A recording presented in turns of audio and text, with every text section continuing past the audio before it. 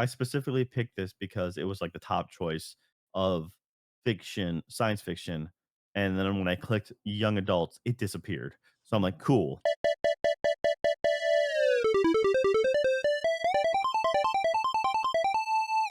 Hello and welcome to another Dead Pixel. We're a podcast about video games, anime, entertainment, life, a little bit of everything in between. With me, my eternal drinking partner, Nick. How you doing, Nick? I'm doing pretty good. Yeah, I love lemonade and water, teas, coffee.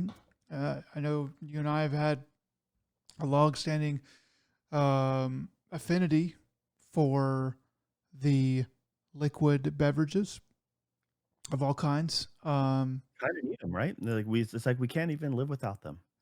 Yeah, you can't. We actually cannot live without liquid water. So yeah, it's been a journey, but yeah, yes, it's one of those things that I always enjoyed and still enjoy to this day. One of these days, whenever we get sponsored, you can maybe turn that can around finally. Oh yeah, yeah, probably. But until then, hide your drink. Therefore, the internet won't make fun of you. That's a good way to go.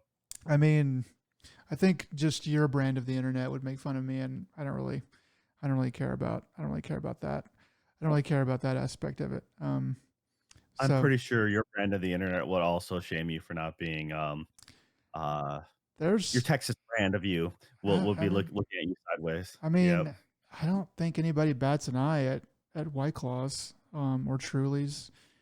It's maybe it's because it's not hot where you are, but like here, I mean, there's beer and stuff like that, but it's very hot, and these are a little bit more refreshing in terms of But alcohol. in your neck of the woods, you got some really good beer down there too, When though. That's the sad. we drink that too. We drink it all. There's plenty of liver to kill for these You're fresh out alcohol. of college like decades ago, so you should move on. These didn't even exist when I was fresh out of college. No, there's always been wine coolers, man. Zima was the thing when we were growing up as children. Uh, the Yeah, fact that Zima was still overseas surprised the heck out of me. that stuff's Eh, sweeter though. I mean, that stuff's like this is well, yes, not because as they didn't add the whatever sweet anti-sweet additive to claim all that 0% crap for those who were like, I want to get buzzed, but I don't want to. I'm also on a diet, mm, and I'm gonna pretend like I taste something that like as if a lemon farted on my drink. That is the amount of flavor I want in mine. Like mm. that's just sad, man. That's You sad. don't like the flavored seltzer water? I've only found one seltzer water that was actually of any decent flavor. The rest of them all sounded like I would rather just have flavored water. But the Mm-hmm. seltzer part of it doesn't do it. Like I know people are like, I need the bubbles to get me my soda fix because without bubbles, I'm like whatever. You obviously grew up with soda. I did not, so Oh, it didn't bother me. okay. Yeah, I did grow up with soda. Yeah, I mean, those drinks, I thought they were really stupid whenever I first had them, and then they were just always around when I went to like barbecues and stuff, and there would be like more plentiful. There would like wouldn't be any water, and there would be like those, and I'd be like, well, I guess I'm thirsty, so I guess I'm drinking this, and I got brainwashed, and after like 4 or 5 barbecues, I was like, actually, I'm really starting to like those, like Lacroix and whatever. Yeah, it's one of those That's things. like an abusive relationship. After a while, you're like, this is how it normally is, right? Well, Yeah. then then you start to choose it. Then you start to make excuses, and it's fine. Yeah,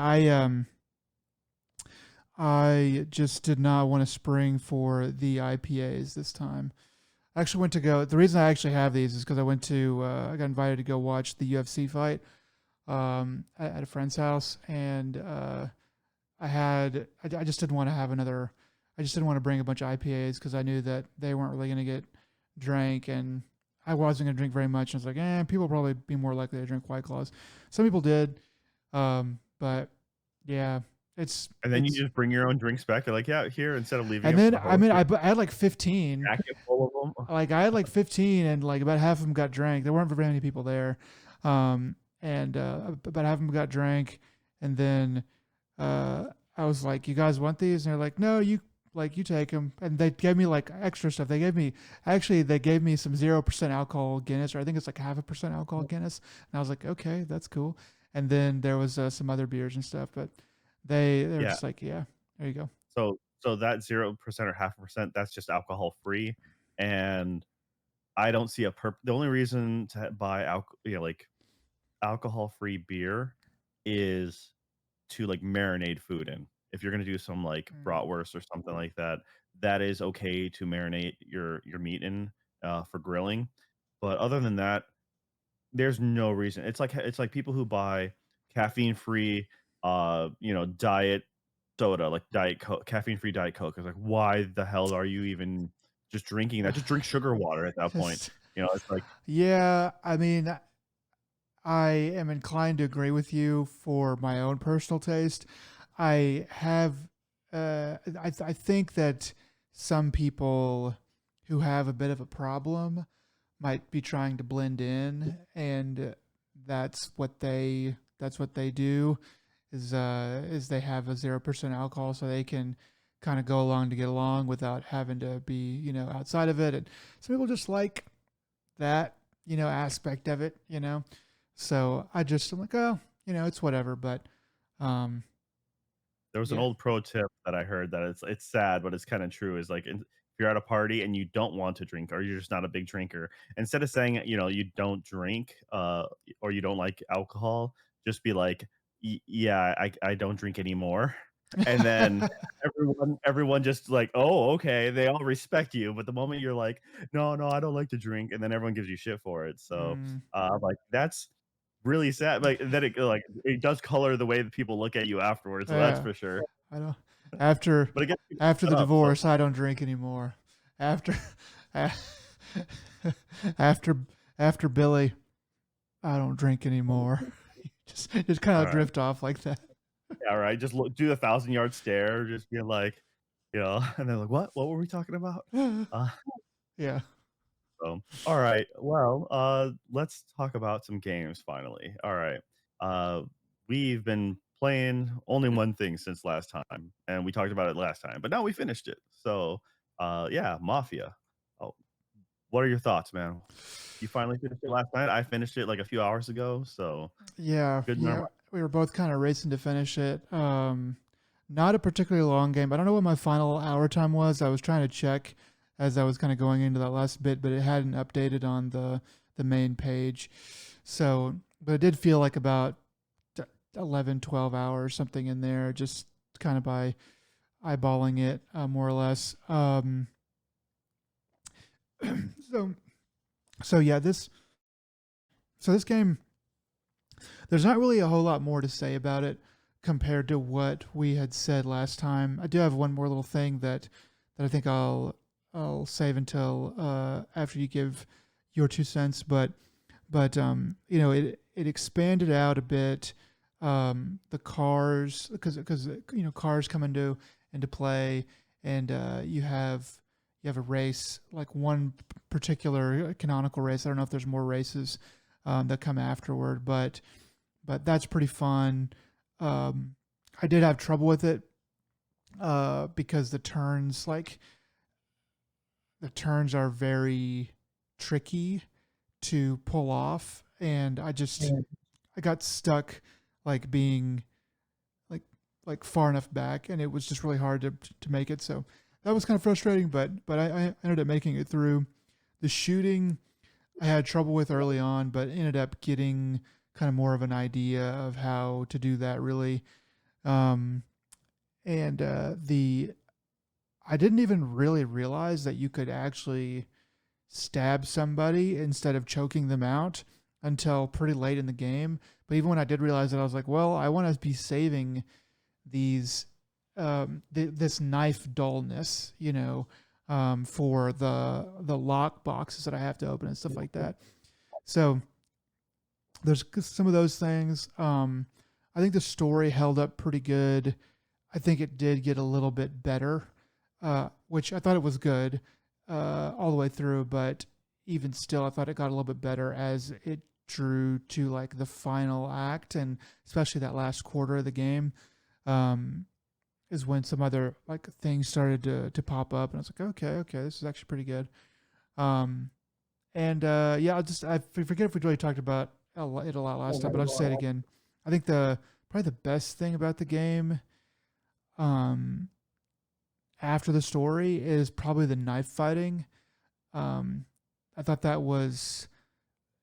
I mean, it's been in other games and stuff, but I haven't seen it in a while, so I felt like it was a little bit more novel, and and so that was good. But there were some things about it that I felt like could have been a little bit tightened up. Like there's just a crispness that, like, it was a good idea and it was fairly well enough executed, but I would have liked to see a bit more, like, tightening up of that system as well as some of the other systems throughout. But yeah, overall, overall it was a good game. It was a good game and a good experience for the length of time that it had to fill. Yeah, I just tried seeing if the PlayStation app would show me how much time you put into the game, but it does not.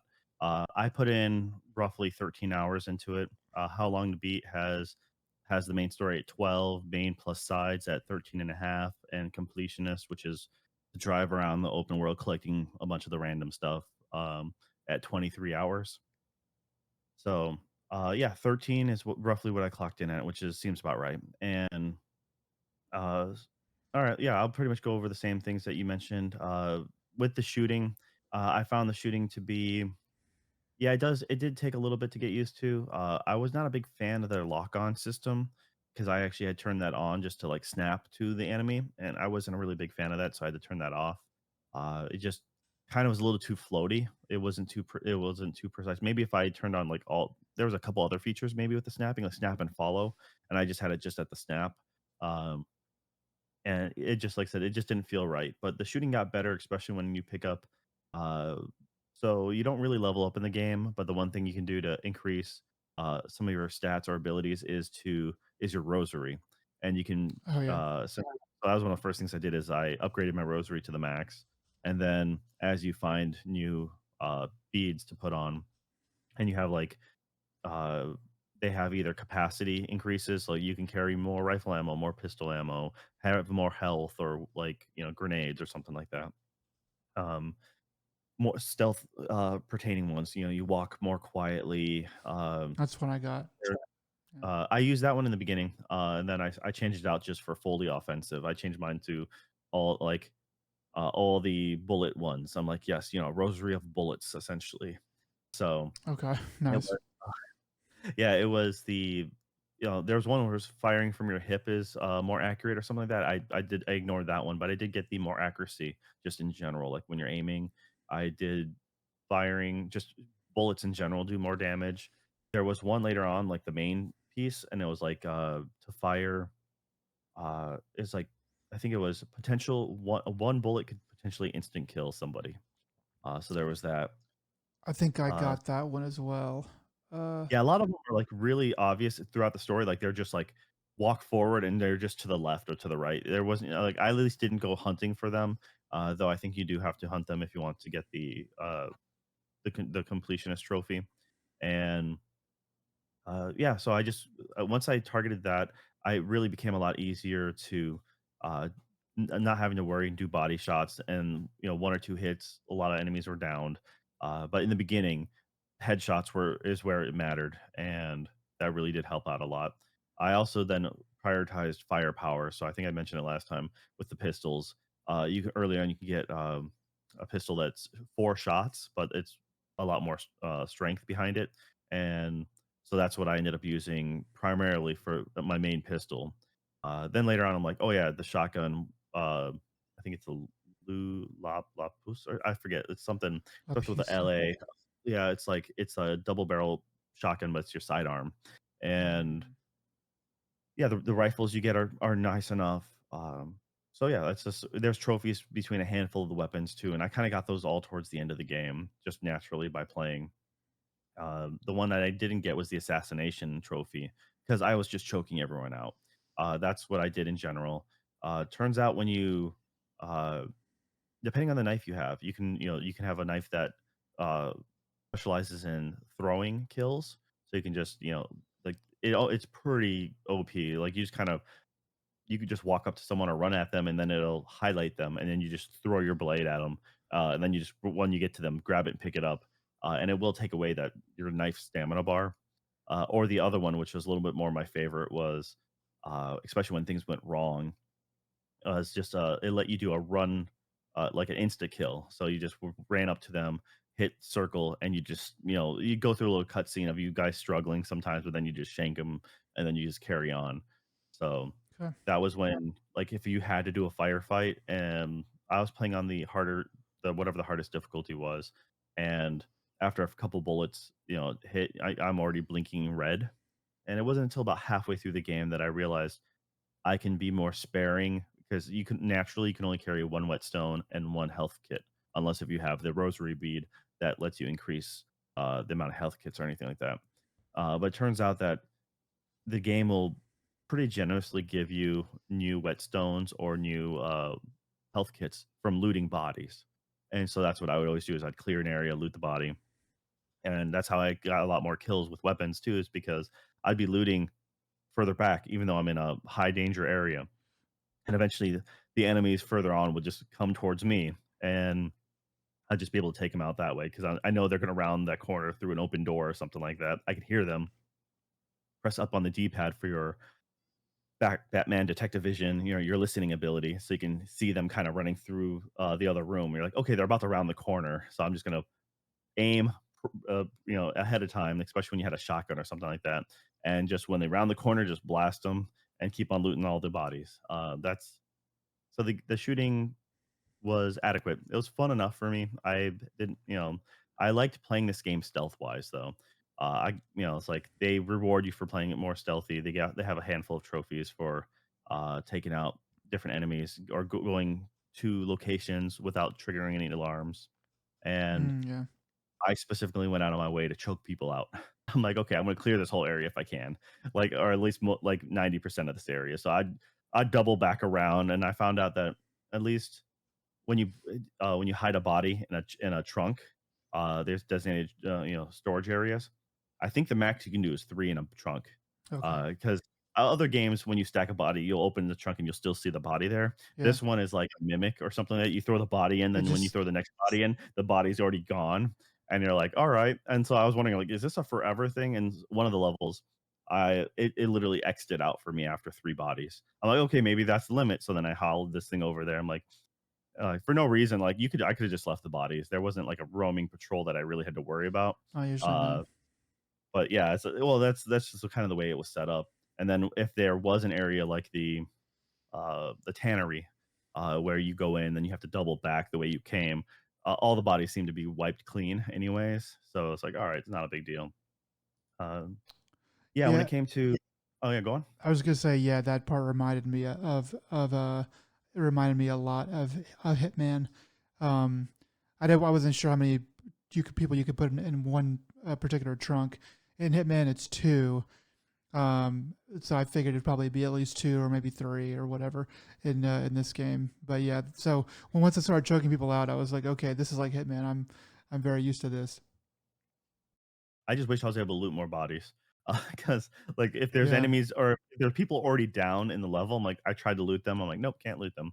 Mm, But yeah, it's the the races were fun. The car race that you were talking about in particular, uh, the I felt that Cesare, who is your Navi, didn't really give you a lot of warning ahead of time. no. Uh, but because you're almost up on the turn sometimes before right when he's because they're having idle chit chat. So I'm like, all right.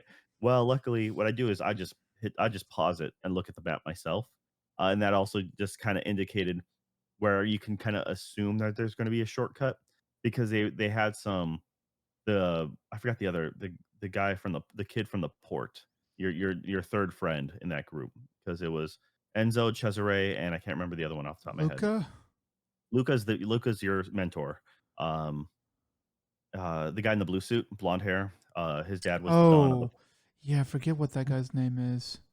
Yeah. but he his girls, because he runs, like, he is the brothel's kind of his spot or whatever, or the bar, Mhm. and so he's like, "Yeah, the girls are gonna have, like, wave flags for you." I'm like, "Okay, I'm expecting to see them," and you can see them, but they're really not that visible, so it's just funny because you kind of I went a couple turns, I'm like, I'm pretty sure you could just go straight through this," and I did, and then right when I'm passing them, I'm like, "Oh, there she is with the flag, but barely noticeable." It's like, now I understand it's like if this was a modern Ubisoft game or something like that, they'd have a fucking smoke flare going off or something like that. And I respect the fact that they're not trying to do a lot of visual cues. Like even the driving around the map, they don't have any real markers. They have your destination saying like X amount of feet away.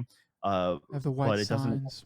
Yeah. yeah, it's just these road signs with the little, arrow pointing in the direction you're supposed to be going to, which isn't always clear, especially if you're at like a 4 or 5-way like a 5-way intersection or something, or if there's a dirt path, like, it's kinda hard to tell exactly where it's going. I would miss So turns, not all the time, but I missed turns like at least twice.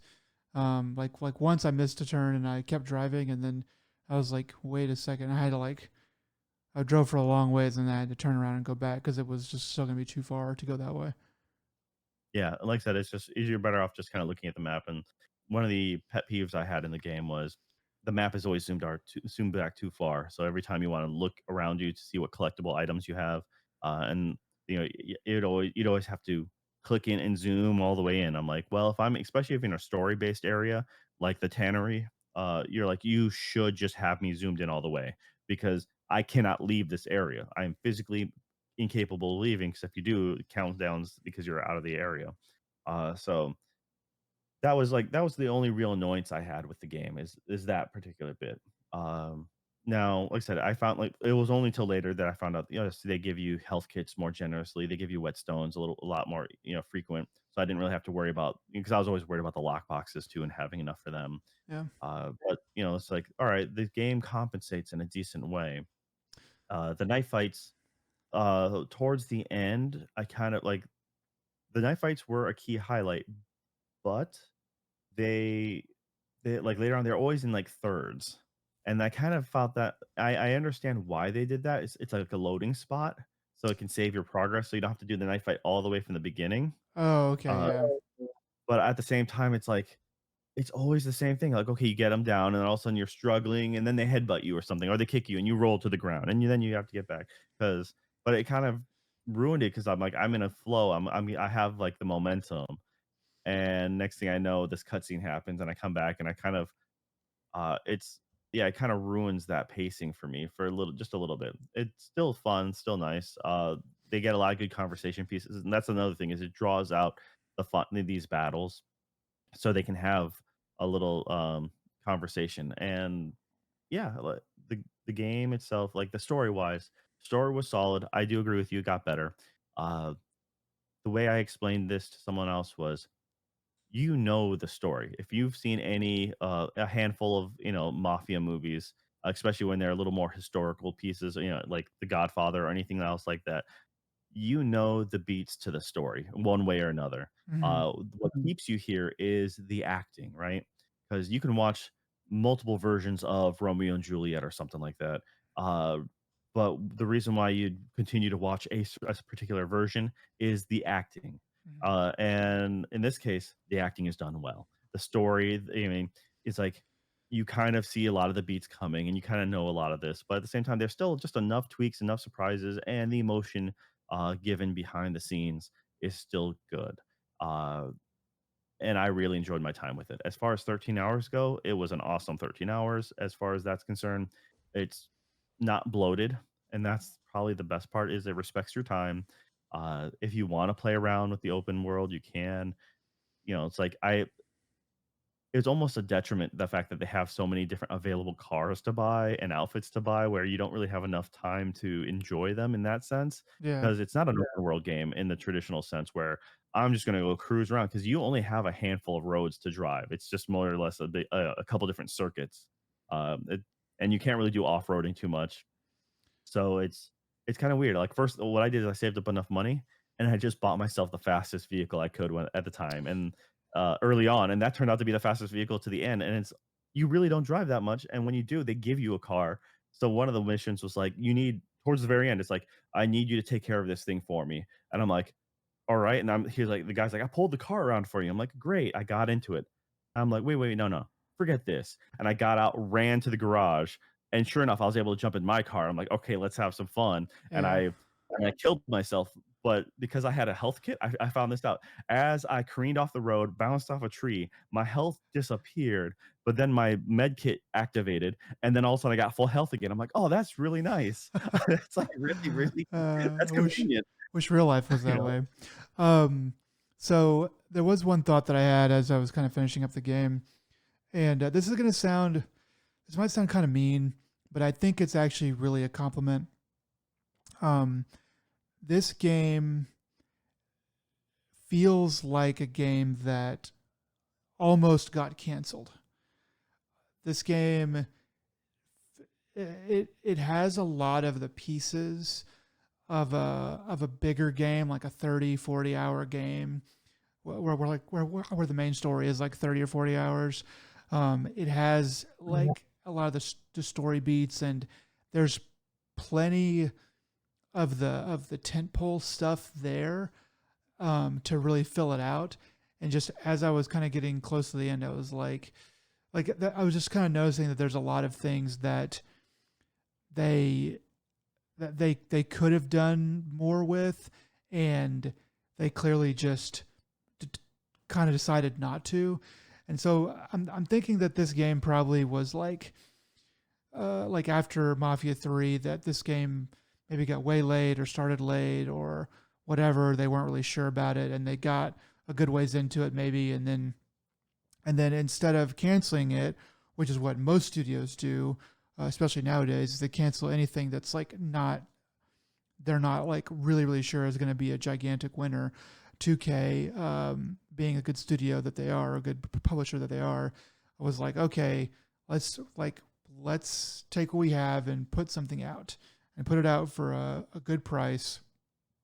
Um, and it's something that's not going to scar the series or whatever. It's not going to be like a Mafia 4 or anything like that. But we can build a little bit on it. We can tell a little bit of backstory. We can have some fun, and we can at least let the fans of the series know that it still exists and we're still thinking about it.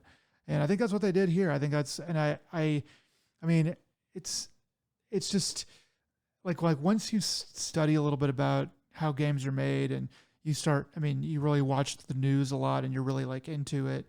Um, you see games just get canceled all the time, and like really good games, probably games that would have probably been really good, but maybe wouldn't have met the expectations of the publisher.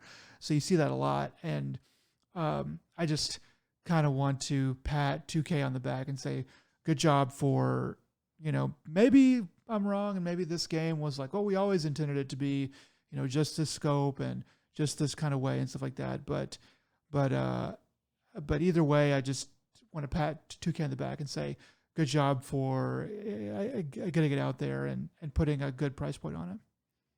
Alright, well, yeah, it's as 2K as publisher, Hangar 13 is the crew who actually developed it, Right. and, they're the ones behind, Mafia 3, that was 2016 now, Gosh, was it then that they long came out. ago?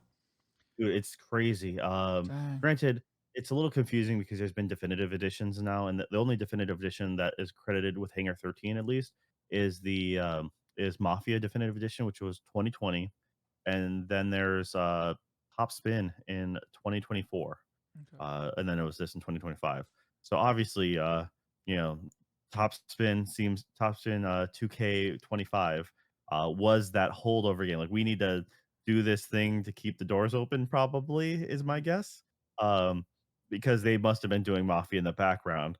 Or hilariously enough, they'd be like, no, no, no. After they come out with this 2K25 for Top Spin, and they're like, guess what, guys? Full steam ahead. What we got 1 year to bust out Mafia: The Old Country. Now that'd be hilarious if that was the case, but no, it's obviously they had to make out something to get some income, and yeah, you'd see like other company, these guys are credited probably, with, helping out other, studios and doing some other stuff here and there.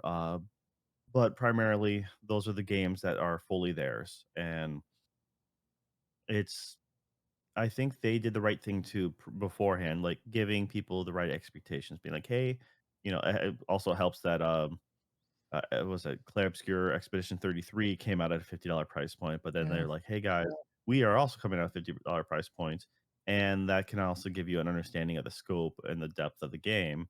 Uh, but this is also something that I don't really see them making any DLC for this. The way the story concludes. I mean, you can make some side story content or some filler content because there's a couple year gap here and there, but in the grand scheme, I'm like, I don't really see them doing a lot of that.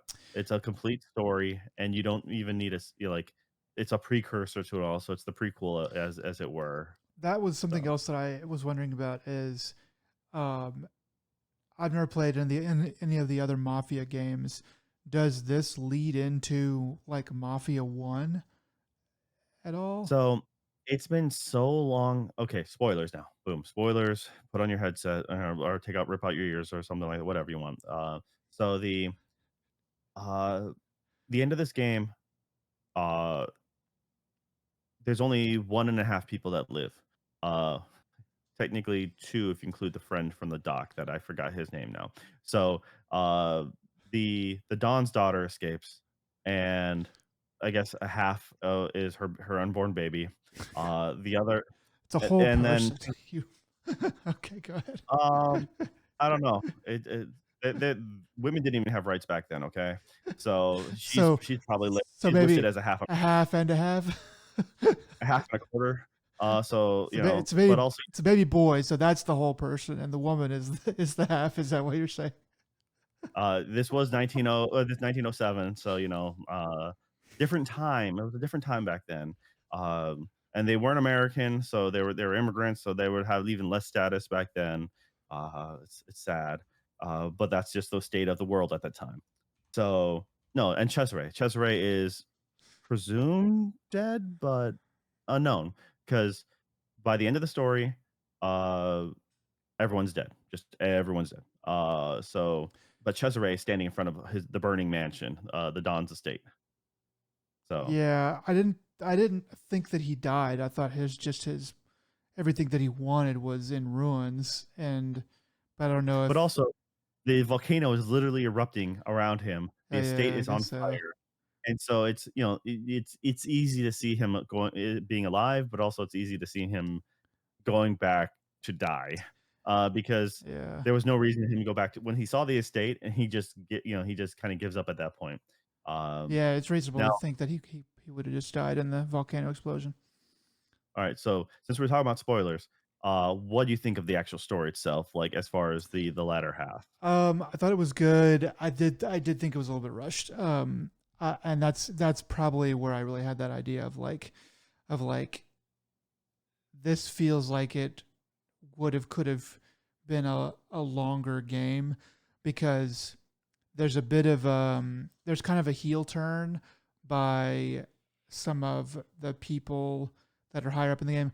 Uh, you know, Isabella's father, whose name exactly escapes me right now, and then I forget the name of the number of like the number one guy, The Consigliere. the consigliere, yeah. So it was Tino, wasn't it? With Tino, Consigliere yeah, it was and Tino. Don Torresi. Torresi is Right, the Don Teresi, yeah. So Don Teresi and Tino, Tino being kind of his enforcer. I mean, kind of a consigliere, yeah, but so he was consigliere, and then at the end, it's like, oh no, he's actually an enforcer, and they do some stuff where it's like, oh, these people, oh yeah, we're in a mafia game where the good guys or where the protagonists are also kind of the bad guys. So like once they like showed that, I was like, okay, um, I was like, okay, yeah, this is kind of cool. But I did feel like it, if it was like a 20-hour game, they would have been able to hint at that a little bit more, a little bit earlier, and a little bit slower, so that you can kind of go, you kind of have it like sneak in the back of your mind. But but even still, the way it was handled was good because like I mean, they just got to give credit to the actors. Like the actors were able to pull that off, kind of at the drop of a hat. I thought, and and that worked out. It worked out well. The the other thing is that um, I I really I didn't really feel like they needed to kill Enzo. I understand that that's sort of the it's kind of the Grand Theft Auto way. It's sort of the the 2K way to have a bit of a grittier story, and that is part of it. That's A that's lot of something GTA heroes make it out, dude. They don't die, and a lot of them get away with it. I don't know. There's a lot of people that die in GTA, so I just assumed that it was like that. So like for him for Enzo to kind of win Mhm. and then and then Cesare to come back. I was like, don't hug him, don't hug him. Okay, you're hugging and you're dead. And I was like, okay, this like I kind of get why they did it, but I didn't think that they needed to. I thought they were pointing toward a we're getting away ending, we're going to America ending, it's going to be fine ending. And I don't think it would have made the game soft. I don't think it would have game like made the game really any worse. I think it would have made it make more sense cuz it's like you're going to fight this guy, you already fought that guy, he's got a bloody nose. Oh, we're going to hug now. It's like, hang on, dude. Like why don't I just get out of here? I don't know. I just that like those things I just mentioned were really the only like weak points of the story, and it's not that bad. It Well, was the just thing sort is, of me thing. what makes it, rough is because you like Enzo. Enzo is a likable, protagonist. He I think, probably alright, so the death of Luca is probably what bothered me probably the most because I like Oh, Luca. Luca's being your mentor. He's and the thing is they do the red herring where, it's not a wedding, so, like, yay, but it's his kid's baptism on All Saints' Day, and that's when the rival, Don, gang, Spadaros, one of their henchmen, uh, gets in the bell tower and then starts trying to snipe people. well, it was like it was your nemesis, right? And I thought that was like was that wasn't Spadaro's son, was it? No, it's one of the Just so one of the Spadaro hired, it's one of his he has a hired gang of goons, and so that he has 2 of them. Um, so, like, he has 2 groups. They talk about it a little bit in the okay. backstory when you go into the tunery. So, I can't remember that dude's name now.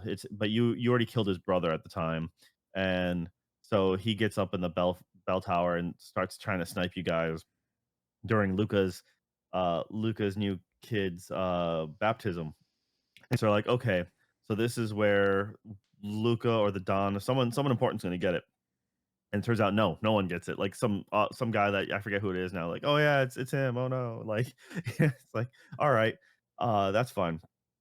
Then that's but later on, when you try to, you guys that officially causes a war with the Spadaros. You end up getting betrayed, which was like, yep, saw that coming. You know the beats of the story at this point because the Mm-hmm. moment they show like this is a special day, there's a oh yeah, someone's gonna get murdered, and then they prelude that with showing some showing the one dude in the background. They're like, yep, he's gonna start some stuff. Okay, here it comes, and they're like, oh, it's not as bad as I expected it to be. But then like, oh yeah, well they're gonna let's meet for peace at a neutral spot. Like yeah, they're like, there's a lot of Spadero's men here. I'm like, you guys are gonna get jumped. It's Yeah. guaranteed. And you get shot, like, oh no, not Luca, nope, nope, no. And like you make your way carrying him out, make the grand escape. And I'm like, and then Luca just dies at the end. But he tells Enzo to get away, to leave it all, and which is crazy from him because he was like orphaned and adopted, more or less brought in, adopted by uh Torrisi, Don Torrisi. And so He's So it's one of those things that, like, he's a lifer, and no matter what, given the situation, he would never leave.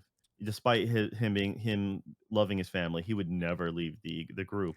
Um, and well, that's I yeah. think uh, I hadn't really put this together, but I think yeah, that was like the first foreshadowing that something might be kind of weird, and I think it was Luca trying to say like I know where this is going, and I'm not gonna be there to help you, Enzo.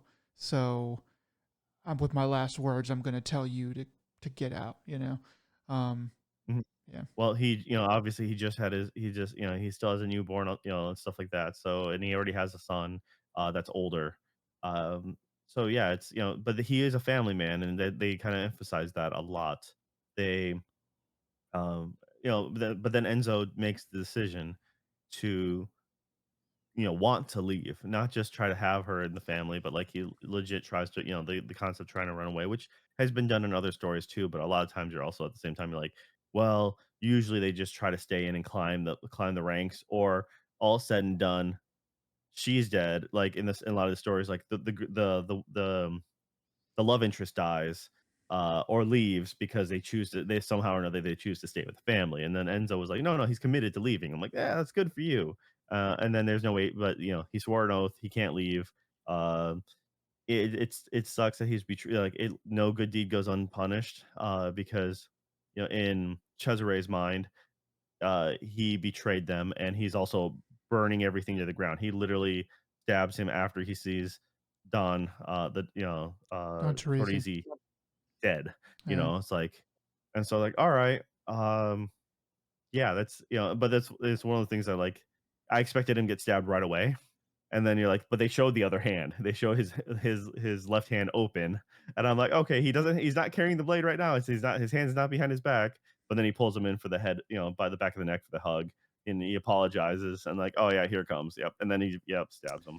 So it's like, dang it, man. Yeah, Uh, that was just too much. I would have, I would have preferred the way that I would have written it is I would have had the same scene, but instead of instead of instead of Cesare doing the stabbing, it's Cesare tries to do the stabbing, but Enzo actually thwarts it and stabs him. But that's how I would have written it. But that's just the way they wanted to do it, and that is well, what it the is. the other thing, I mean, we're rooting for the protagonist because he's a protagonist. He's a likable guy, but at the end of the day, he's still a bad guy. I mean, he's killed his fair share of people.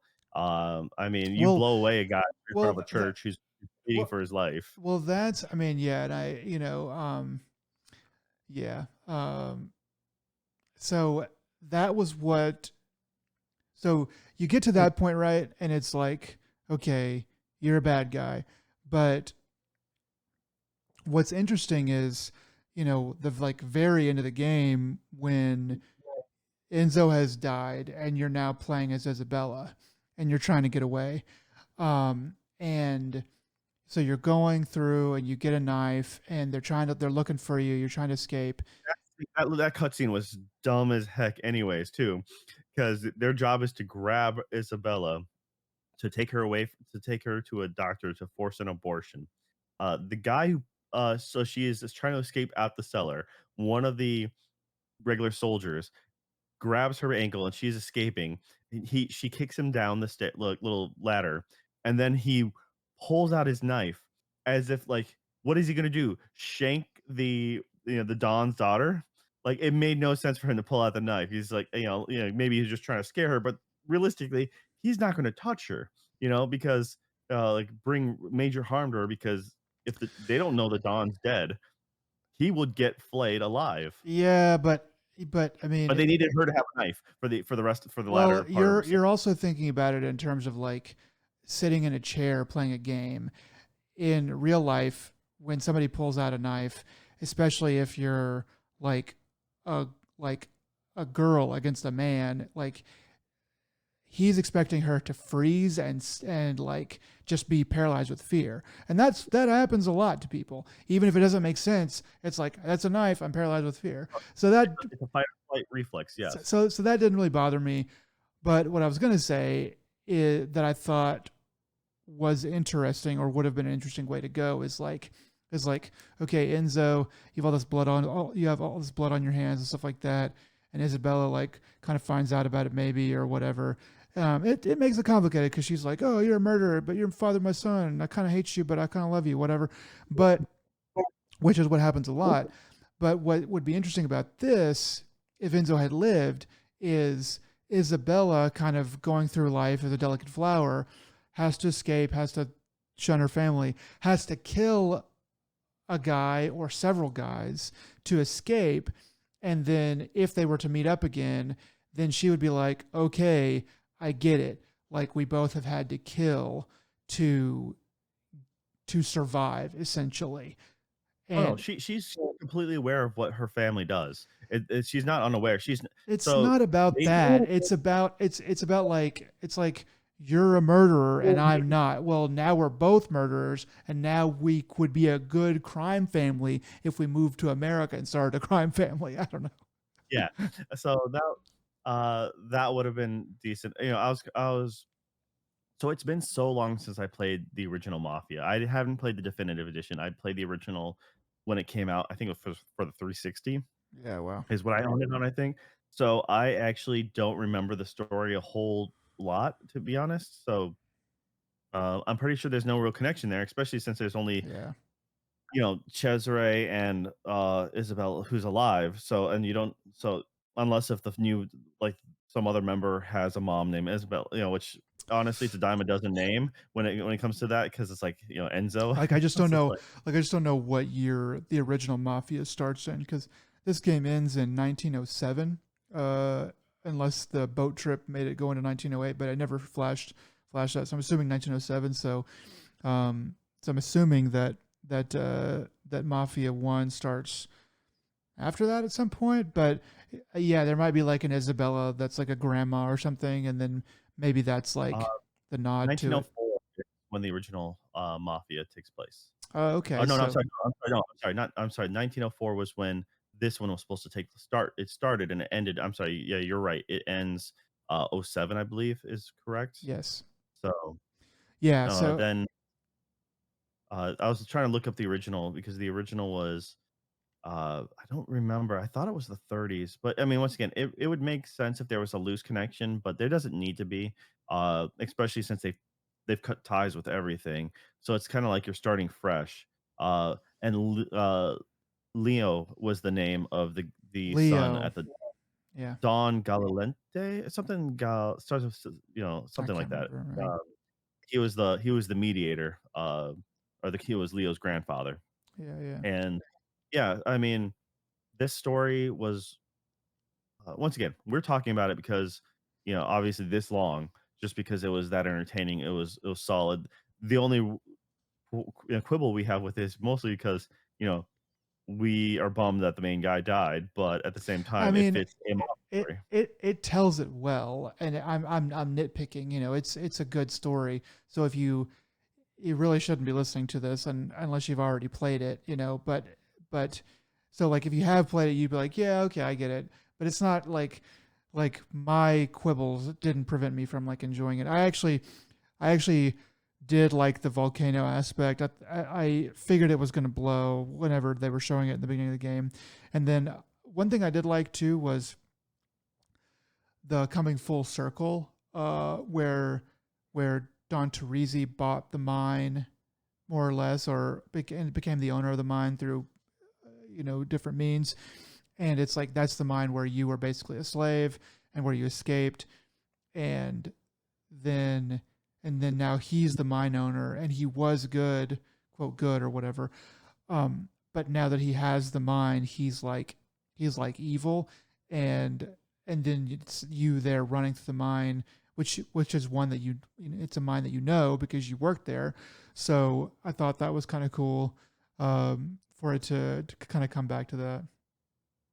Yeah, it was literally his it was the Don's idea for irony, like to bring you back to where you came from. Yeah, And he has like a one liner while you're fighting him, talking about how he's nothing and he came from nothing kind of deal. yeah. That's Mount Etna, um, Mm. and the volcano, and that sucker's still active. It's like going on now essentially. Wow, dang. Uh, So yeah, it has a history. It has a long history of eruptions. I tried seeing if there was a historical accuracy to the 1907, and I couldn't find anything. But it does it spurts here and there quite often. Nothing to that extent. There's been very few instances where like it's taken out habitation, like villages and stuff. There's like one major note of like in the last 100 years. But other than that, it's just something that yeah, it's just doing its thing. It's an active volcano. So much like the main island of Hawaii, you Mm, know. yeah. So that's it was having that, you kind of expected it to go through, but yeah, it was always foreshadowing ever since the beginning, happening to trigger at key moments of Enzo's, life, as it were, because he escaped in the beginning. He was able to escape execution at the end, only to be, thwarted at the end. Yeah. Um, it's a good sequence. It's a good long sequence, and it's funny because as I played as Isabella, I think Isabella assassinated more people with that infinite knife because that knife did not need sharpening. But any person I can around, she just started shanking them. I'm like, man, you're ruthless, Isabella. Enzo would just choke people out unless if it had to be a cutscene murder or unless if I had a knife fight. But other than that, his knife never killed. you know, I'm doing it so for my baby. yeah, it was just pretty funny. I was just like, all right, the her killing um Tino. at the end was just kind of like I felt that that boss, quote unquote boss battle was kind of silly because Yeah. I feel like I've played it before as like I think The Last of Us it felt very much like the Last of Us DLC. um which I'm forgetting the name of that off the top of my head, but where you play as Ellie as a young child. And it felt very much like that because there's moments where she runs around and she has to, take out adults. And it felt like that because you're just hiding. But the thing is, it really didn't take that long. It's just like, okay, he ran around the corner, just full burst on after him and just get up behind him and just shank him. I'm like, all right, 3 times and you're gone. So it was that was like I said, that there's very few weak points. Yes, the story could have been fleshed out so much more. You could have drawn so much more into it, but at the same time, it's like it's finely cut. It's not an hour and a half. It's like if you're doing like a film, Mm. it's not an hour and a half. It's not a 90-minute film, but it's like it'd be more like a perfect 2-hour film. It's anything longer, Like a and you buck might feel like 55, something like that. Yeah. it's not bloated. It's not padded unnecessarily. The only padding I ever found was, like I said, some of those knife fights at certain points because it's like okay, at a certain point, like here, like there's going to be a cutscene at a third of the health. There's another cutscene at 2/3 of the health. But yeah, I mean, once again, it didn't really take out that much time, and it's I can't recommend this game enough. Is Mm. pretty much what it is. If you like Mafia stuff, if you like, if anything sounds interesting, and the only reason why you'd be listening to this, like if you hadn't beat it was because you're like, well, I don't have the time, even if it's 13 hours, like, or there's just too many other games to pick, and maybe you want to dedicate your time to something more meaty to sink your time into because $50 is a good price, but at the same time, if you only have you know $70 for an X amount of time. You're like, maybe you want something to really put your time into. I'm like, that's fair. I would say try to see if you can get a physical copy at a library, or Mhm. like whatever game rental spot you can get. That, and I think this game will probably be discounted fairly soon. Most games are, except for famously Nintendo games take a very long time to go on sale, if ever. And then some of like the bigger ticket like Sony games or whatever take a while to go on sale. But I feel like this game will probably be discounted. What is it? August it came out. Probably by Thanksgiving. I would imagine you're probably going to see something like a 15% or more discount, and that just makes it even more worth it. Yes. So, but at the end of the day, super happy this game exists. It's out there. I hope Hangar 13 gets to make more Mafia games. Uh, they, I'm really pleased with the stuff they do, and you know, once again, I think this compared to Mafia 3. Mafia 3 was a true open world game, but that one did have a lot more bloat in it. That one Mm. had, unfortunately, it did have a lot of the in order to take down the three major people, or to appease the three major people, you had to take down like two of the enemy's lieutenants to get, but in order to take out this, to get those two lieutenants to come out, you had to take out two or three, I think, operations. So you take out three operations to summon a lieutenant, to kill the lieutenant, and you have to do at least two sets in order to take out the main guy who runs the area. Then you can give that territory to one of your lieutenants. Then you get to go to the next area, take down three operations to take down two other guys to take down one dude, and do another two sets of that.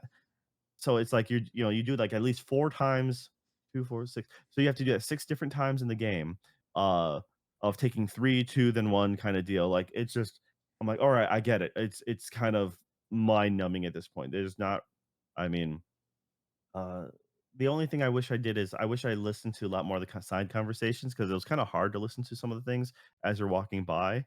But I remember walking by at the estate, the vineyard, Mm. and listening to some guy go, it's like, and he goes, yeah, well, this one person, I don't know if they said something, but I'm just gonna say it's person number two. Person number two goes, "Was it in the bed?" He goes, "No, it was in the kitchen, but I'm sure it was a message." And I'm like, I'm betting they're talking about a horse head. I'm Oh, betting it's a yeah. reference. That's definitely what they're referring to. Yeah. And so it was just funny because I'm like, I don't know if I just missed that first part of that conversation, but all like, "So it was the bed?" It's like, "No, it was in the kitchen, but I know it was sending me a message." And I'm like, "That was silly and stupid," but I was like, "All right." They, Uh, they of course, they're gonna have some Godfather jokes in there. Yeah. Yeah. yeah, like I said, uh, honestly, it's been a fun week. 13 hours well spent.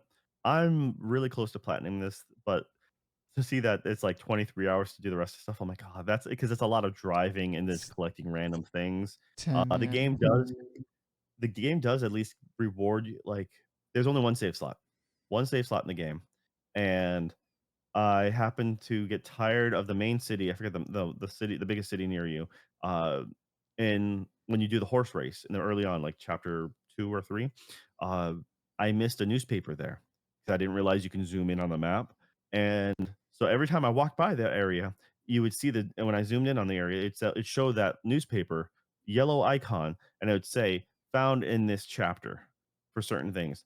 And I'm like, I was tired of seeing it, so I went ahead, loaded that chapter, played the, I don't know, it's like 10 to get to that scene, grabbed the newspaper, then I exited out, and I went, and I thought I was actually in chapter 10, I think it was. I thought I was in the beginning of the chapter. Turns out I was like halfway through. Hmm. And so when I loaded it, I'm like, "Oh crap, I'm loaded in the beginning of this." And I was really nervous for a second. I'm like, "Am I gonna have to play the first half of this all over again?" I backed out, went to continue, and it doesn't let you pick a time slot or anything like that. It's only one slot. So I hit continue.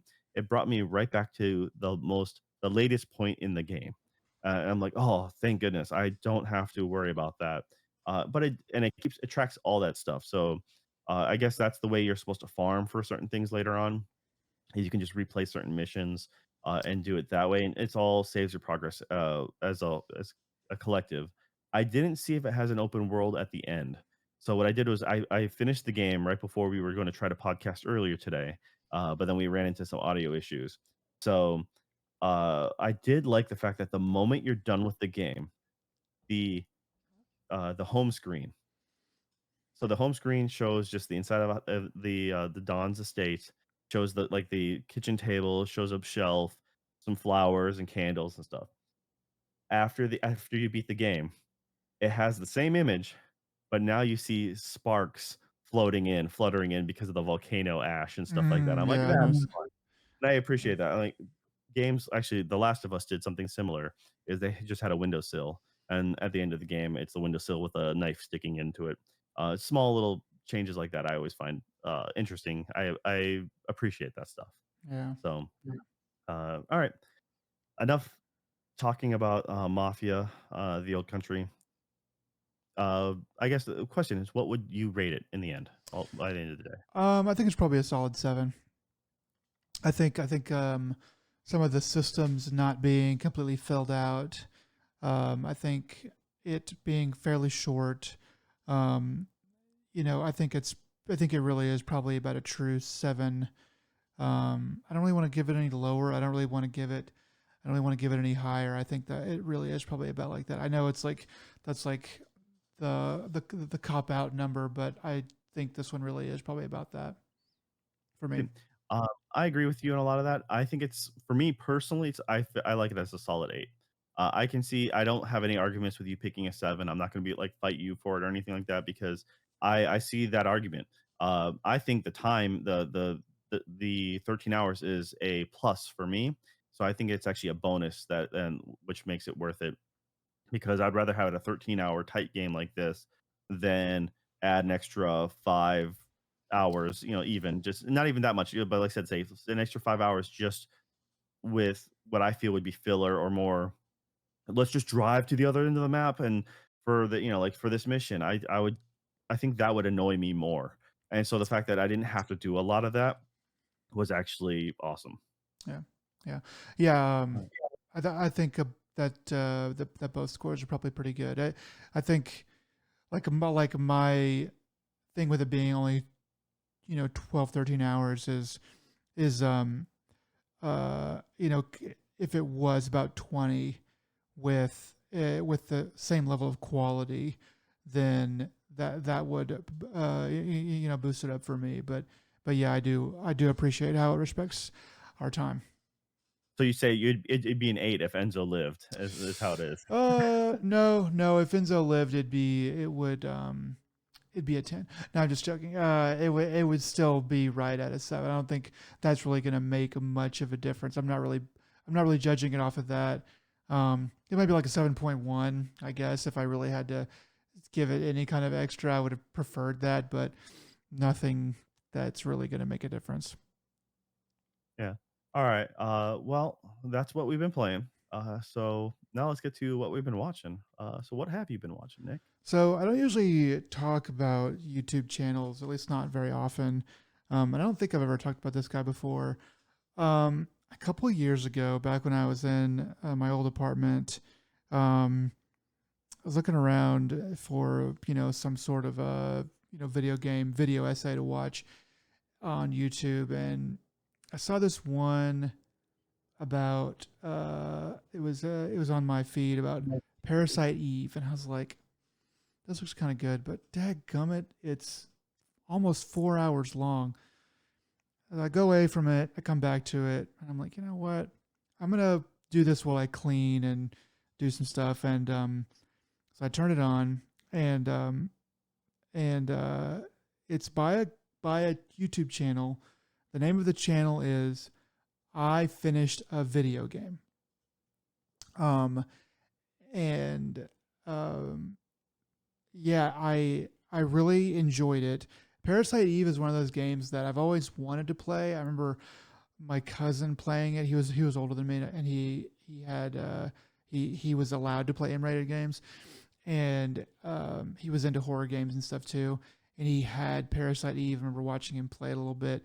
So it was one of those games that I always kind of wanted to play, but didn't have the ability back then. Don't have the time now, and I'm really never gonna have the.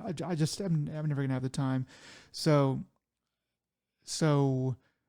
watching uh this this video on it was kind of like all right, this is probably the best I'm going to be able to do, and it was really good. It was um this guy who runs the I Finished a Video Game channel, he um he goes through I mean he sometimes he goes through one game, but if it's like a series, then he will try to go through all of it.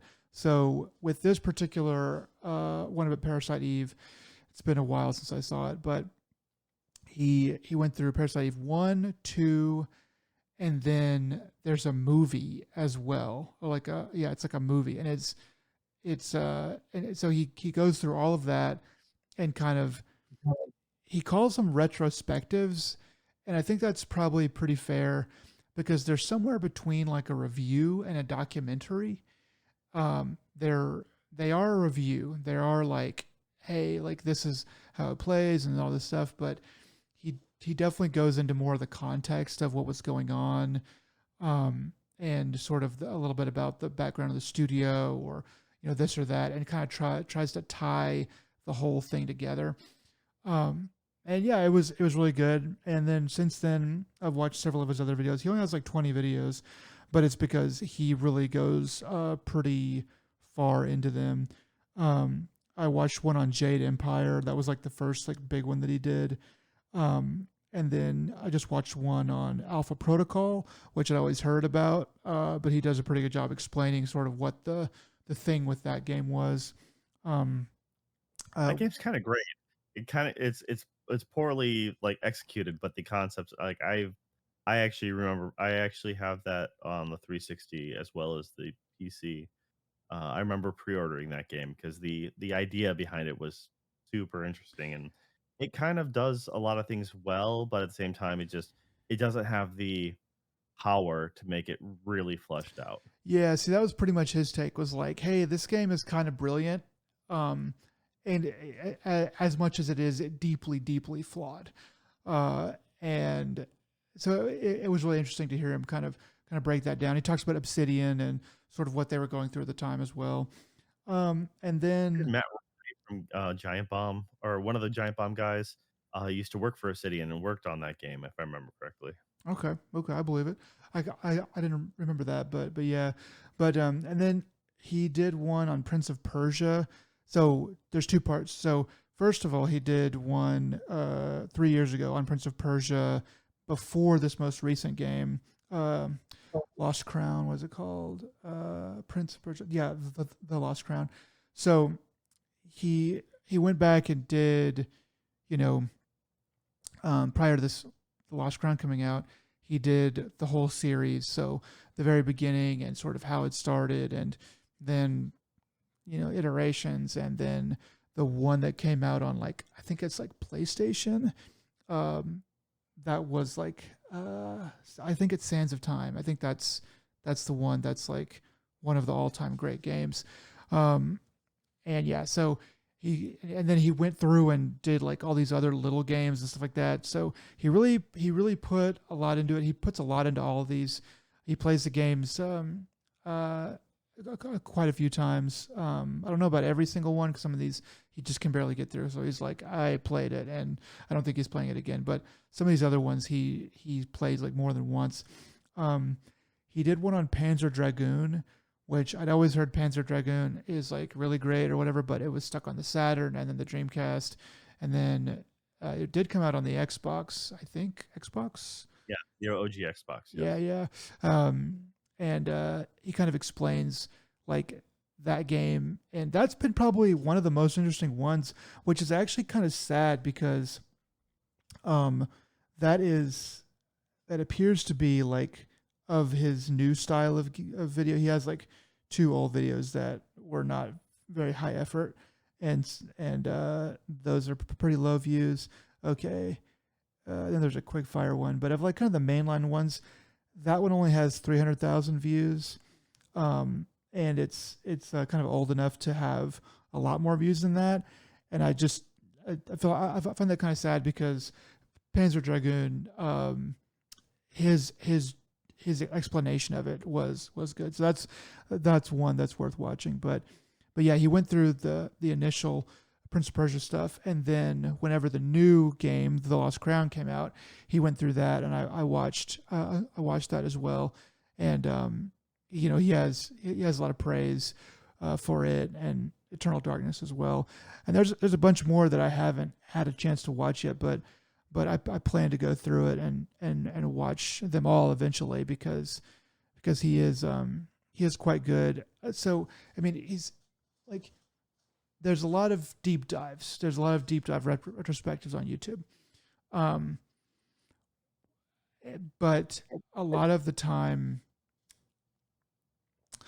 I mean, a lot of the time, the YouTubers, especially the really big ones, that make a lot of money and get a lot of views, they're just really, really, really annoying, because they have to have jokes in there, and they have to have junk in there, and they have to have, and then, worst of all, they have to have their sponsors baked into the video.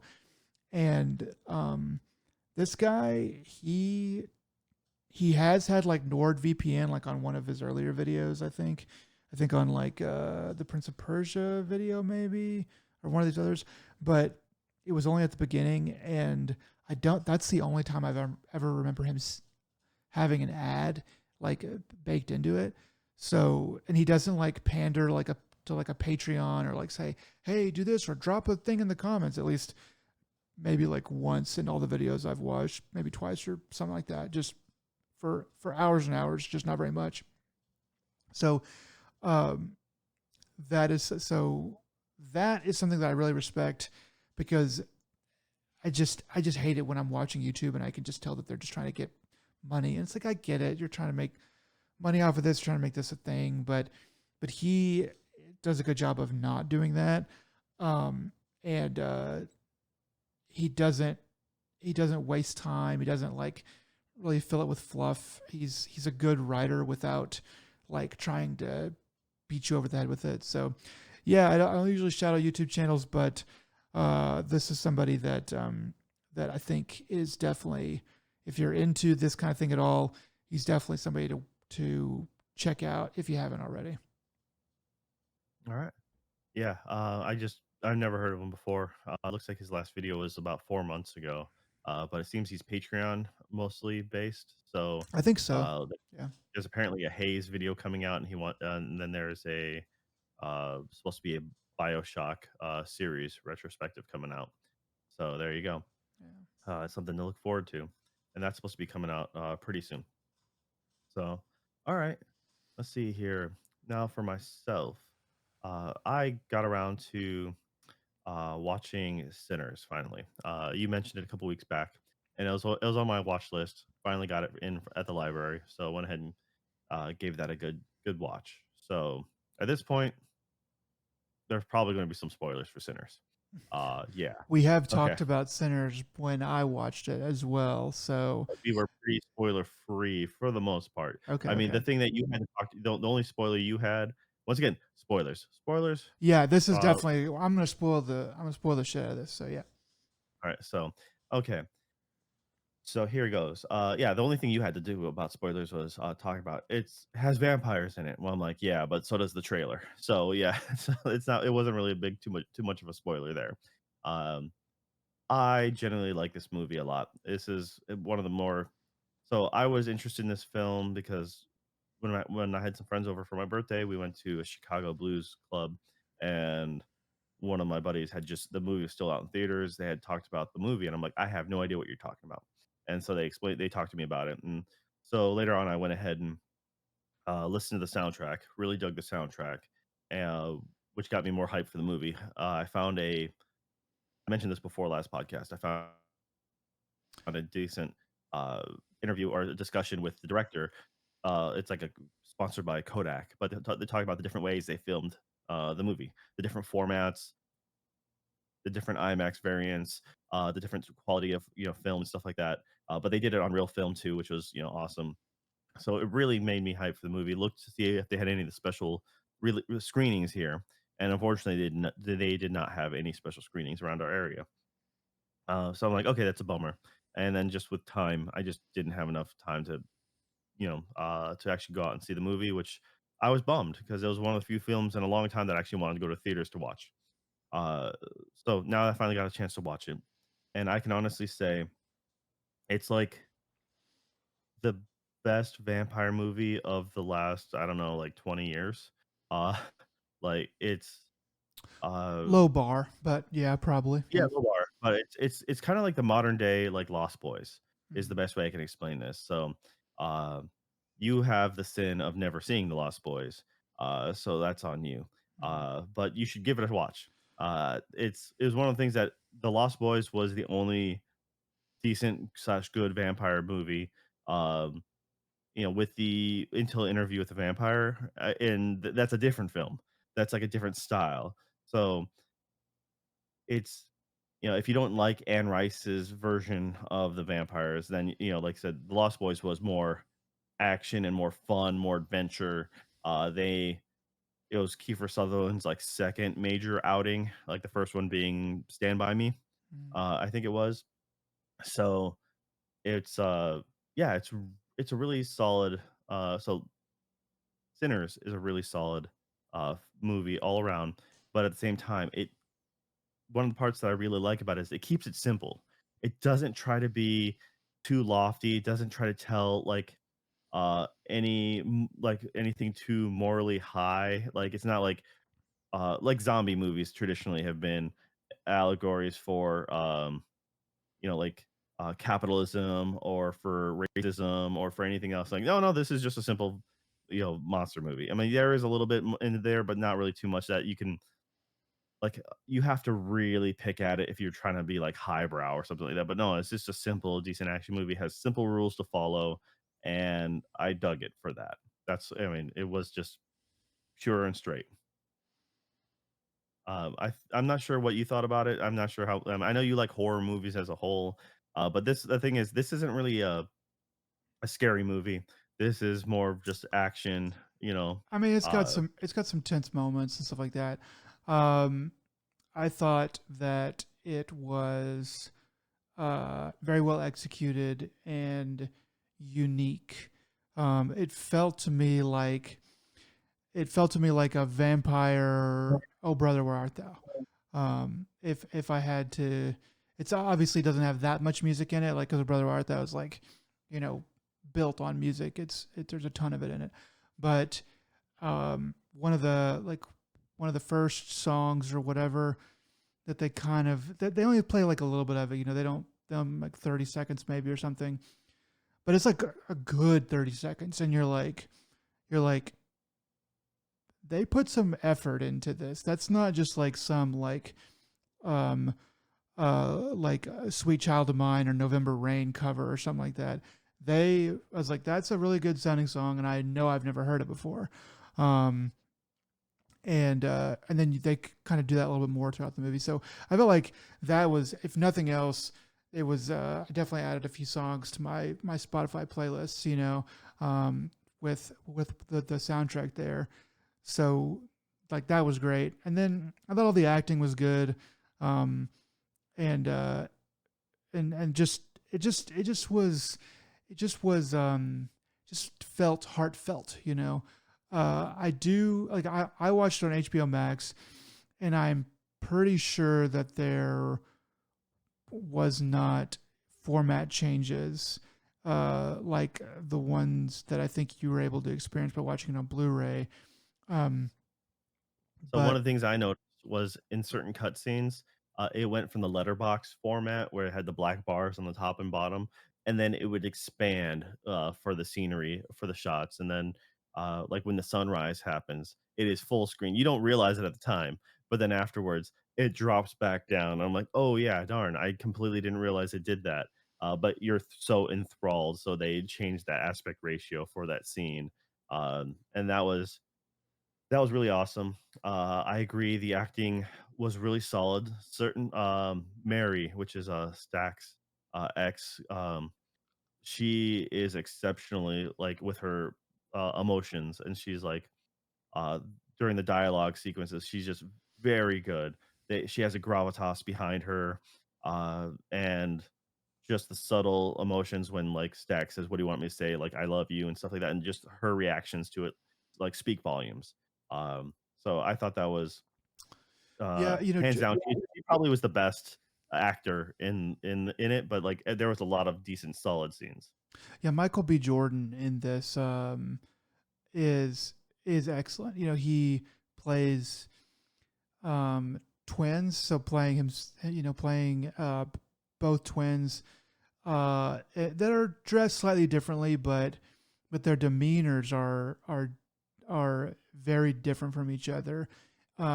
Even sort of, um, I shouldn't say very different. They're like subtly different, but it's where you can really tell who is talking before he even opens his mouth. You can tell just by the way that they carry themselves, the way that they hold themselves. It's very nuanced performance, I thought, and so that was probably like the shining example to me. But really, everybody in it does their job and carries their weight, and just does a really good job.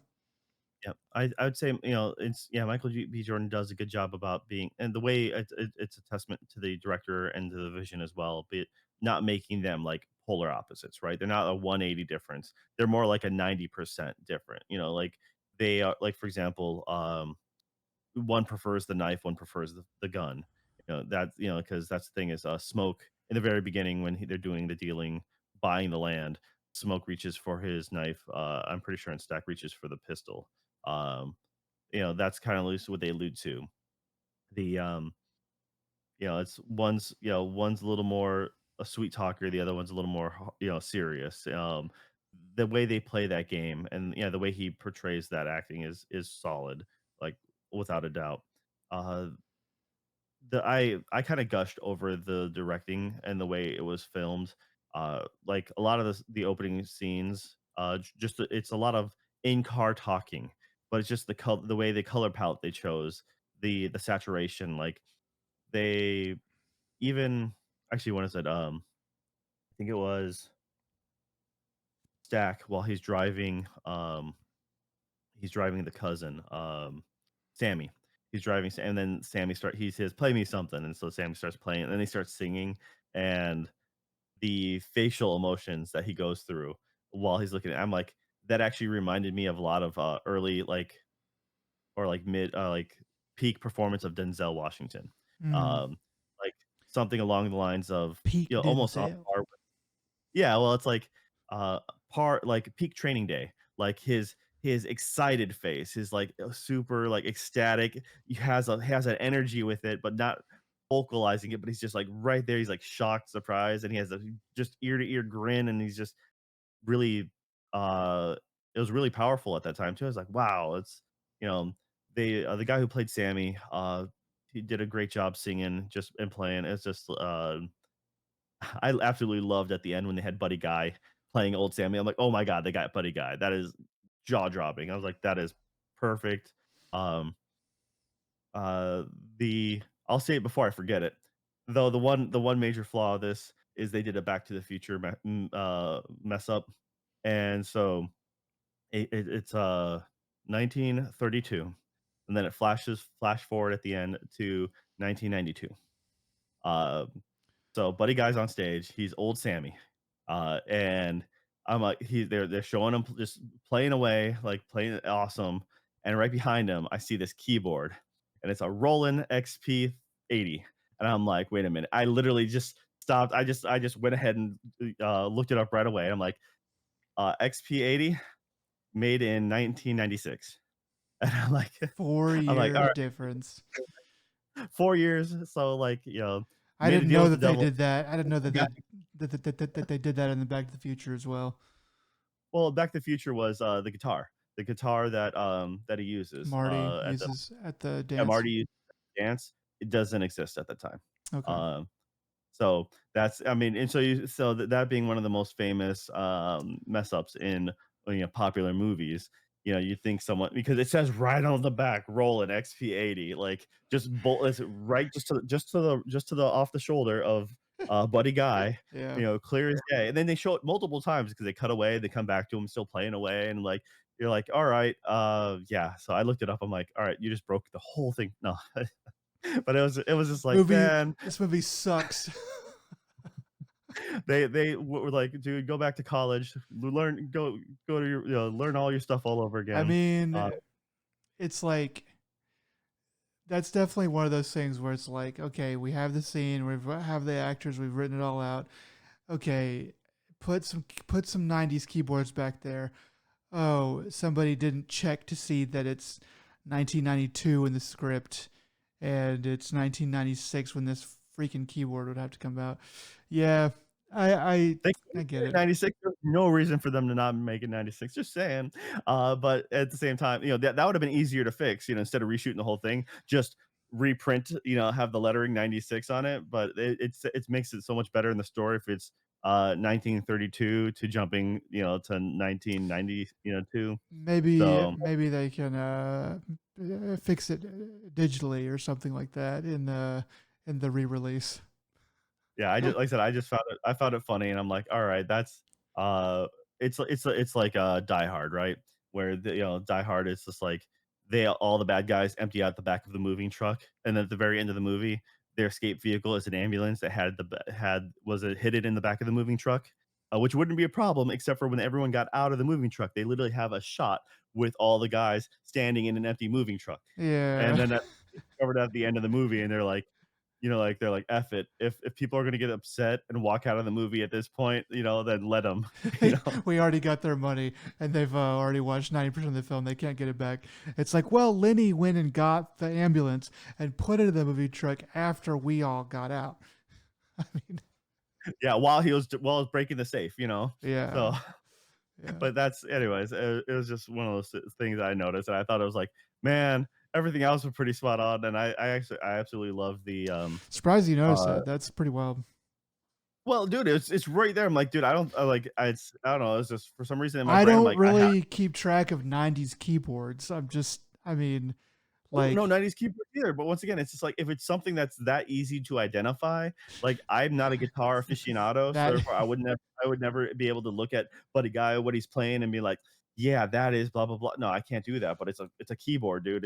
And it has a print right there. If they just scrubbed it, had a sticker over it, had some band tags or something, had the bar Sammy's on it, just something. I mean, put a doily over it. I don't care. So, anyways, it's like that's the performances as well. Jumping back to I don't remember their names now, but the shopkeeper and his wife, the Chinese family. I mean, I absolutely loved having them in it because I'm like, wow, that's awesome. Just having having Asians in the film because especially down south An and having them Asian with the family in Mississippi in 1932. I It probably happened. It just sounds wild to me, but okay.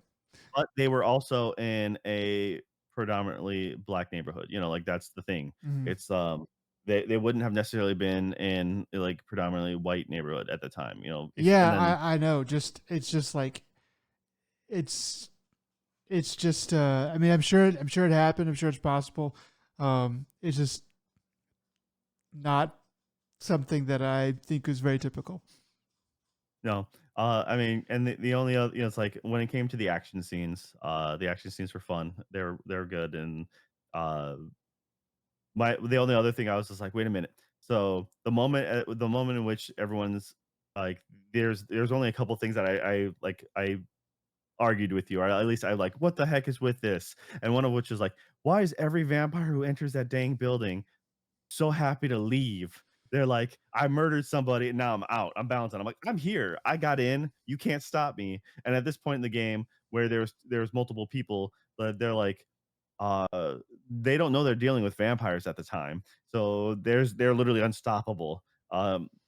What's why are you leaving? And you mentioned it like, well, maybe it's the hive mind and their leader being like, come back to the flock, as it were, and let's try to convert or try to get as many people to willing to come out as they want or something. I'm like, Yeah, all right, yeah. yeah, It's I can kind of make up any kind of headcanon thing that I want, but like you are kind of right. There probably needed to be like one more little throwaway line or something where it's like where he's like, "Oh, I just got to get back. I got to get back to him," or something like that. Where it's like, okay, he wants to get back to the hive or something like that. sorry, Something I made a because mistake. it is a bit of a stretch. It's not Mary. Mary was I'm sorry, Mary is Stack's ex. I'm sorry. I Oh, meant Anne. and Annie okay, was or Anne she Annie was Smoke's ex-wife. And that was the one who I was talking about. That's what I meant by their acting is really good. She was the one that I was really hyping up because them whole sharing the loss of a child and stuff like that. Her like so my bad. I got the names mixed up. But yeah. So, yeah, uh, I don't know. I found like it was silly the fact that they did it that way, but I'm like fine, whatever. The other thing is I told you like the moment like you had to have someone go hysterical to get yeah, to get them entering. I'm like, okay, I understand, but at the same time, it's just like, well, it worked out in the end because despite them all dying, or it's like, or mostly everyone dying, they did stop the horde, as it were. Because if they didn't stop the horde, everybody would be wiped out the next day. So Yeah, that was one scene where I was like, okay, lady, no, hold it together. But if you like the counter argument to that is like, okay, her husband is out there. I don't, and I can't remember if she knew that he was gone or not, but oh it's yeah, like, yeah, they knew 100%, they knew because at that okay, point, what's so, his name? Foreman gets so, shot in the face and he walks by. so she knew her husband was turned, and then and then since they had her husband turned, then they knew where her daughter was, and they were threatening to make a visit to her, and so if you think about it like that, it's like, okay, that would probably be enough to push because it's all coming at you like fresh. You know, we're not like they're not what like the characters in the movie are not watching the movie. They don't know it's a movie. So it's coming at her fresh, and so she might panic, freak out, and do something that is going to get is going to be really really stupid. Um, Also, Remy, the vampire leader, also speaks fluent, like, Cantonese, I think it was, or something, or Mandarin, I don't remember which, but he speaks Chinese fluently to her, yeah. which would be a complete, like, head, Uh, a mind fuck there, so, yeah. yeah, like a white guy speaking Chinese in 1932 would be pretty wild in Mississippi. So yeah, so like uh, but like when you think about it, it's like okay, yeah, it kind of makes sense that she would kind of lose her mind. But the way that it's sort of done is brief, and there's only so much you can do. You know, there's only so much you can do. You can't spend a million years on every single scene. If it So I kind of can't get it. film like one of these movies, that's why I don't, instead of being like, supposed to be like some high art, like Brian Stoker's Dracula or something like that. No, this is more Lost Boys. They follow the rules, the vampire rules of you can't enter without being asked in, that type of thing. Um, like they have hard set, the garlic effect and stuff like that. I'm like, okay. Uh, but one of the that's like the other bit was like after like the moment she invites them in, I'm like, you had time to prep people. You're telling me you only had one Molotov cocktail with Oh all that yeah, moonshine and the Irish beer bottles you had. You only made one Molotov cocktail. that But was a good granted, point. Yeah, yeah, yeah, they should have had a lot more And than Grace that. throws it, and then, of course, Remy just bats it away, like, nothing to it, and then, but Grace goes, like, full Tiger Mom and just shanks her husband while burning to death, and I'm like, "That's the most hardcore Tiger Mom thing you can do." Just she just goes out that way. She doesn't even roll off of him as she stabs him. Like, she would've stabbed him, he would've died, and she would've still been alive. I mean, burning, but alive. You think she'd tuck and roll, but she's like, "No, I'm just gonna stay here like this." That was, I mean, that was a cool scene for like the way that they showed that with them like burning to death was it was horrifying, but it was like, whoa, that's pretty striking. The, the other bit was I mean, when the doors open up and everyone's like there's 3 people that get 8 right away, and I'm counting, I'm like, "Wait, 1, 2, 3." Like, "Wait a minute. So who was that? Was that Delta Slim? Was that Sammy?" Like, and then I'm like, "No, there's Delta Slim now, there's Sammy." Like, "Wait, where are these people coming from?" And then They were so extras. when the movie yeah, it's like when the movie ended, I rewound it to that scene, and I'm like, "Where are these people?" And so, like, at that point when, they're trying to gag, Grace, uh, they end up they end up looking in the I see you can see them in the background, these extras, and I'm okay. And then when the doors are about to open and they run forward to the camera to the table to grab weapons. You're like, there's 2 on one side, 1 on the other. I'm like, okay, that makes sense. There they are. And then when they turn around to face the door opening, like 2 of the people are in the dark behind Delta Slim. You can barely see that they're there. Unless if you have like the brightness on your screen a lot, but they're hidden in the shadow. And then the one other person's over there. I'm like, okay, good. So these people do exist, and it's just not they were like like they were just all just drinking in the corner, being like, "I don't know what's going on, boy, but I'm just staying here," you know? Yeah, So your subconscious was probably supposed to pick those up, and that's probably what happened. Is what's supposed to happen is your subconscious picks it up, and you don't really think about it, but then they're there to die later. I guess I don't know. well, that's the thing is it's like I was trying to make sure that I'm like, "All right, where are main who's gonna go out in which way?" And then I'm like, so, it's just, like because at this point you know the main cast really well, and you kind of have an affinity for them because you're like, yeah, Delta Slim, you kind of you like him a lot, and uh, it's like they the deleted scenes are pretty okay, but at the same time, you're like they incorporate a lot of the important stuff in a different way. Okay. Like, so like at the end, one of the deleted scenes was uh go uh getting to the juke joint, setting it all up. So you have like the trucks full of people that getting painted and doing, but they kind of took those scenes, spliced it up, and put it towards the end where, like as an ending, more of a montage, like after the fact, looking back, as it were. It's like okay, so they still had the same scenes, they just put it in a little different, and I think it was a little more impactful that way.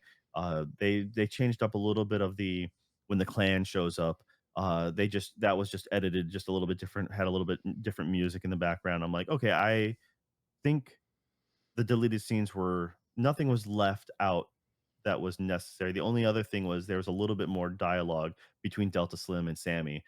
Um, and they kind of got the important dialogue in towards the end, but like through Sammy's like when he's thinking about talking about like uh, church and they're like that little private conversation, they have it more isolated as a one-on-one opposed to kind of in his mind playing back, and I'm like, well, the important parts are still there, and so that's the only thing that's kind of a little iffy. But they also like just have a straight up song just by Delta Slim just singing, Mm. and I was watching this scene, I'm like, this is shot really interesting because it shows Delta like really close, super close up on him playing the piano, but then it shows Sammy and the singer, the girl he hooks up with, in the background, and they are very clear.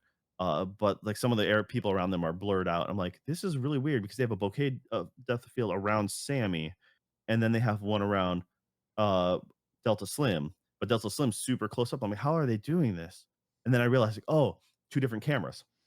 So they have two different cameras going because there's a pole. They kind of edit it at a pillar, Mhm. and there's a waitress who walks by in front of Sammy, goes behind the pole and disappears, just straight up disappears. And I'm Oh, like dang, they missed that. "Where did she go?" And I'm like, I pointed to this out to my wife, and then all of a sudden, a little bit later, I'm like, and then she just walks out, and I'm like, "See, look, she just came out of nowhere." But you look to the side where Sammy is, and it's all blurry, but you see nothing. And I'm like, so it's two different cameras, and they just kind of spliced it like that. I'm like, okay, it's a neat way to do it because you can have uh, multiple focal points intact, but you still have the blurriness around it. I'm like, okay, that works. Uh, Yeah, the but the waitress song, walking through is why a lot of times they'll use a split lens, but it's one camera but a split lens, and it's really it's always kind of obvious and grating, and it just takes you out of it. So the double camera is a good idea with a pole splitting it or whatever, but they should have been watching for I don't know why they weren't watching more well, closely. it was a deleted scene anyway, so Oh, it was deleted. Okay, then yeah, that's it was probably why they deleted. So deleted it. Yeah, just the well, or it was part of also it, the reason. song. The song really didn't add too much. It was just a fun bit to have in. Just Delta Slim just singing it on the keys, and then he kind of introduced. I think it leads into him introducing who Sammy is. Um, the the other thing is just a lot of the film technique behind um, Michael B. Jordan being his own twin, and the big thing is like when you're filming twin scenes, one of the hardest things to do is pass something like a cigarette to each other, Hmm. because you have to have a stand-in extra. It's the way you do your effects, and nowadays, special effects are a lot easier to do with smoke and stuff like that. But that was one of the hardest things to do back in the old days, especially with practical effects. Um, because that's when you wanted to try to hide your retake, your double cut, because that's exactly just handing an object over to one person to another was always difficult, especially when it's supposed to be yourself. And then if you have something that is they can't really be green screened, especially back in the day, which was smoke. You can't really green screen that out. So Hmm. it was always like a flex to show you like we're doing something, like we're better at our FX, than That's other one people. that's one for the aficionados. Is like, see what we're doing. Like normies don't notice this, but the critics will notice. True fans will notice this, that, or the other. Yeah, this I don't know if it was the first one that happened, but first one I remember is uh, there was the movie The Social Network. The Mickelvoss twins are played by it's they're played by one guy, or at least one guy's face, and then his body, and then a double, like a body double, and then they just put his head on on both twins, and I'm pretty sure that's what they did here as well. But so it works well, and it makes it so you can pass that cigarette because you're just passing it from hand to hand, where it's another real person. You're just replacing the head later. Yeah. I mean, it's it's just once I was just really happy with it's very rare, especially nowadays, for me to be hyped or to legitimately want to see a new movie.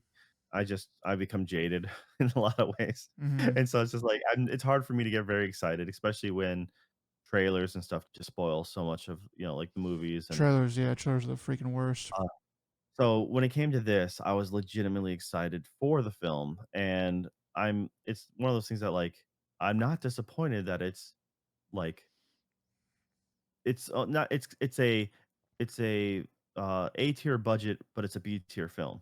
It's like a campy B film, almost, but Mm, with high okay. production value. Because that's kind of what this feel like these kind of vampire monster movies. It very much is like this traditional thing. It's once again, it just because it's a B tier, like, or there's a campiness to it, doesn't mean it's bad.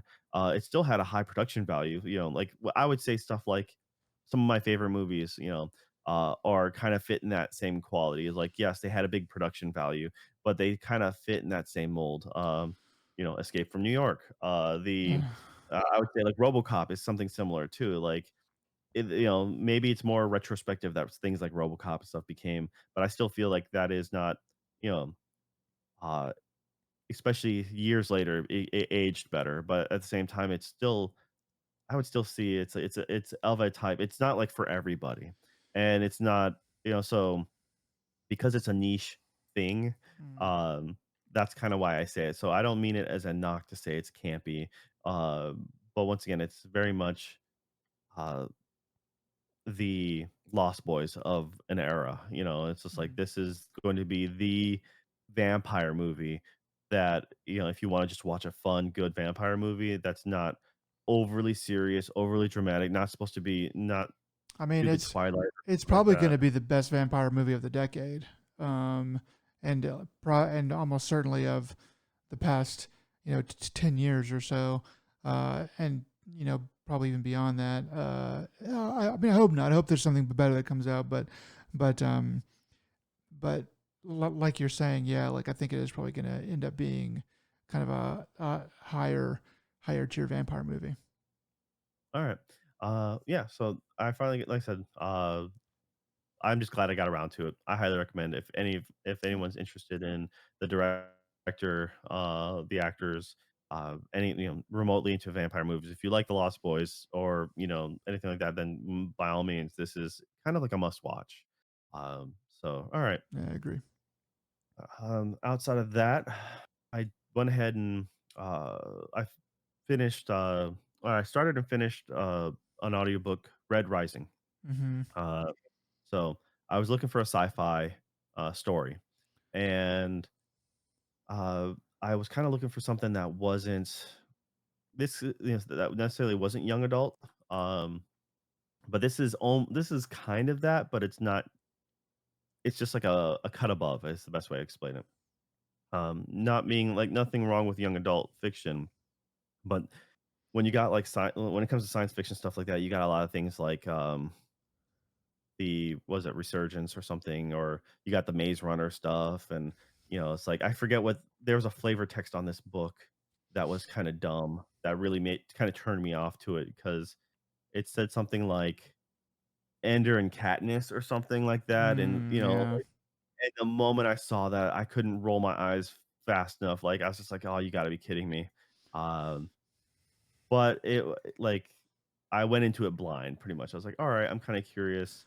Um, So this is a book that all right, the rough story is you're on Mars and there's a class system.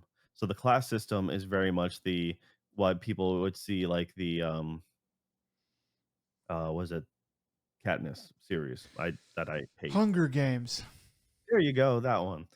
So the Hunger Games, I can see why you draw correlations with that because, like it is very much it's a color based system, where the high aboves are called golds, and he is a red, red like Mars, and he is a minor. So I believe the author is American, but the way everyone's written kind of makes me feel like the main character is supposed to be like supporting maybe a Scottish or more like an Irish class.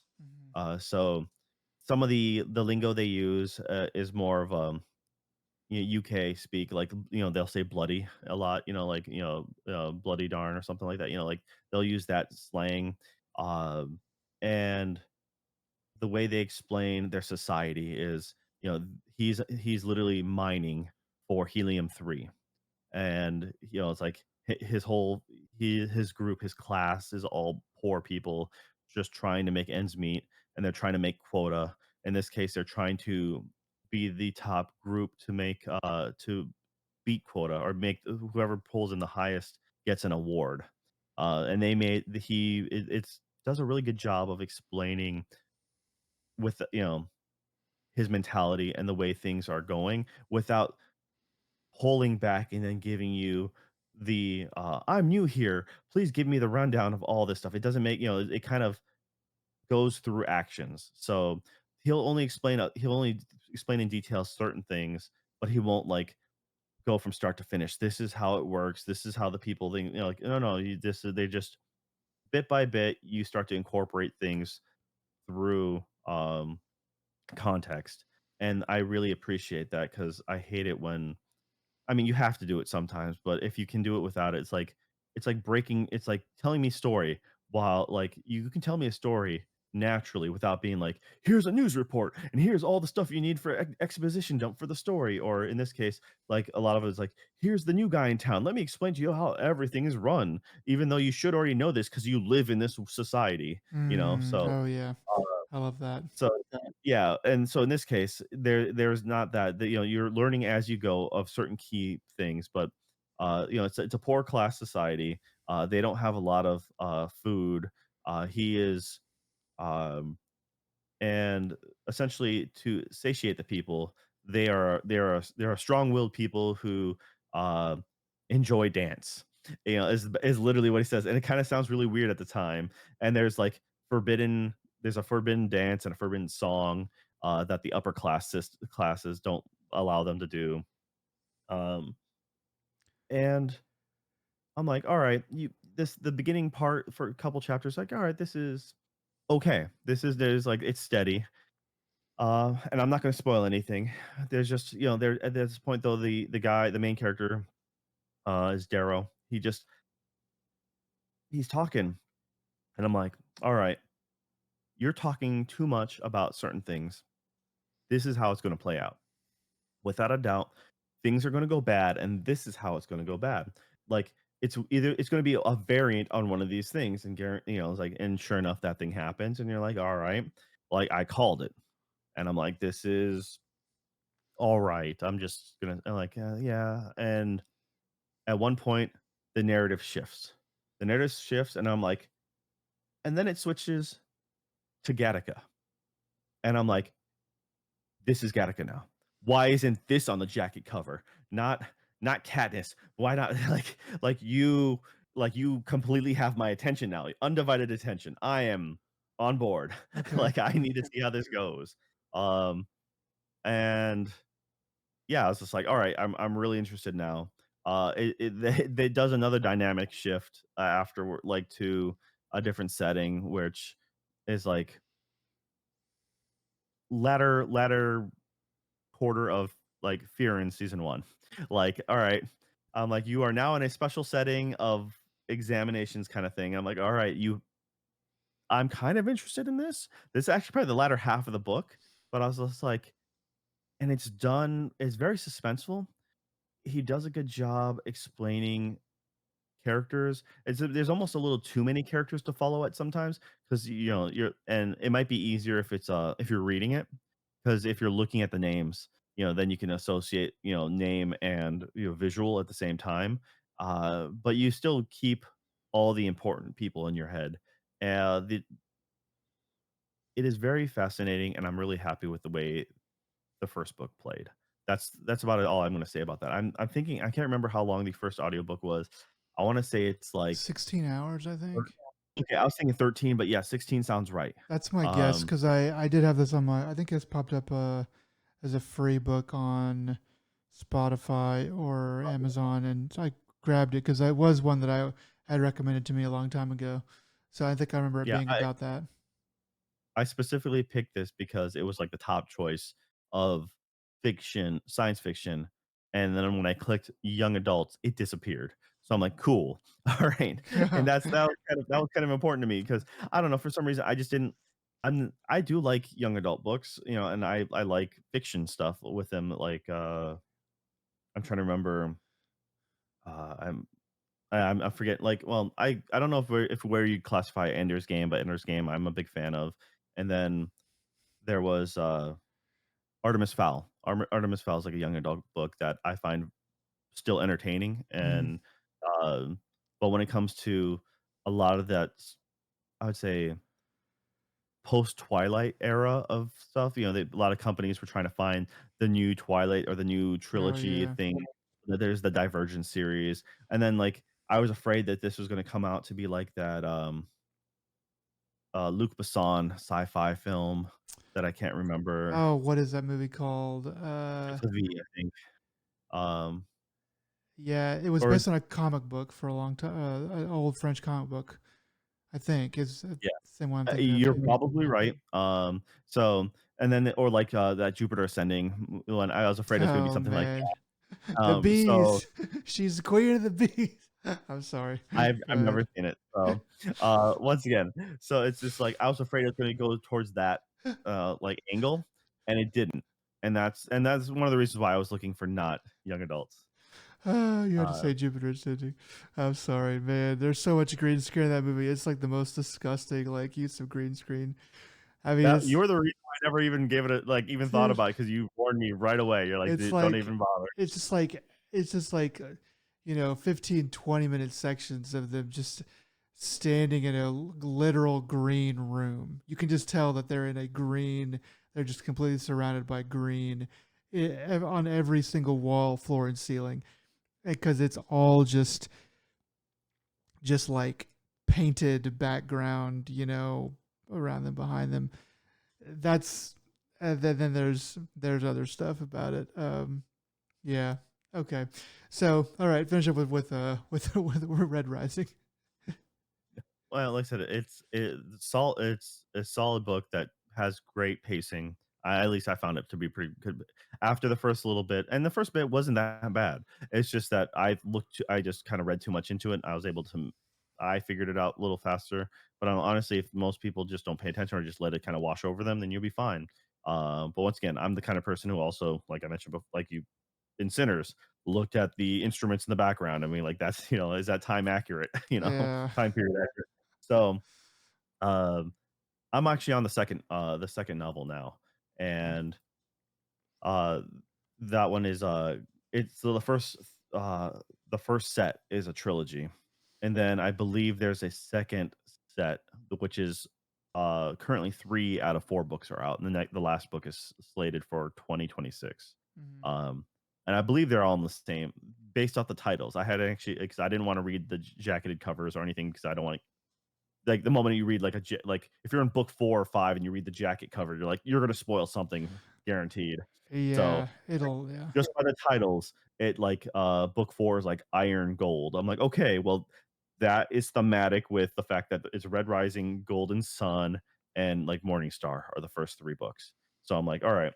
So I'm not really sure how that works. The second book takes place a few years after the first, and I'm really liking the second book so far. I'll talk about that when I'm finished with that as well, or at least give you a more complete thing. But I'm like, it is the proper step up. Like it is more of the first, but better, and that's all there is to it.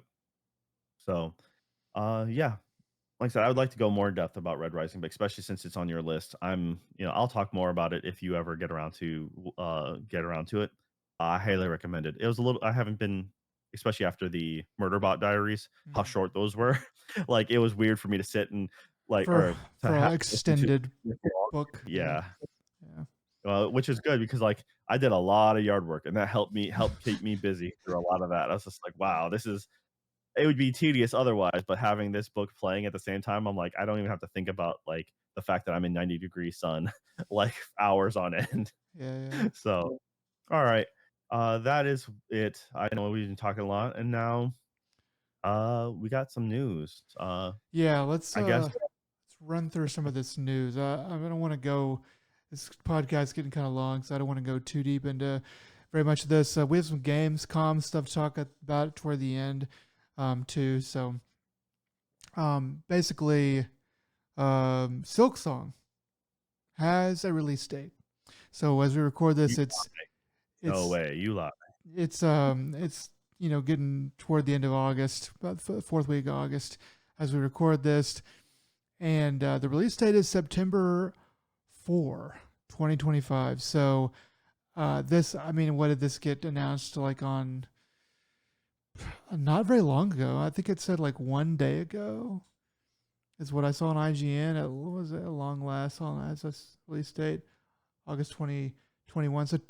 So a couple days ago. Um, I'm just kind of like, why wait this long to announce the release date? It's very strange, but If they did it any other way, you would just be belly aching, be like, "Oh, I can't believe they announced it 2 years out. Oh, why did they announce it 1 year well, out?" This is exactly what you asked for. You literally will always go, "I want them to announce it and then have it come out really quickly after." This okay. is literally 2 birthdays from So the time of this so recording. what you're not understanding is I don't want to know that it exists, and then I want it to be announced and released like all at once. I don't like we have known this game exists for what 5 years. I don't even know how long. I haven't. It's only been a joke to me for the past like two or three. So yeah, so like we knew it existed. Blah blah blah blah blah. And so yeah, I'm glad that they have the announcement and the release pretty close together. But I'm like, you guys had to know this was coming out September 4th because you've been working on it for literally 10 years. Um, why didn't you say the release date 6 months ago, 3 months ago, a couple weeks ago?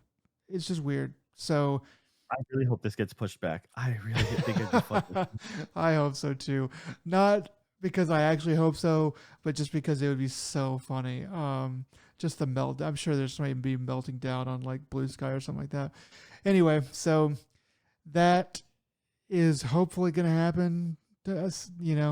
That our long nightmare will have ended.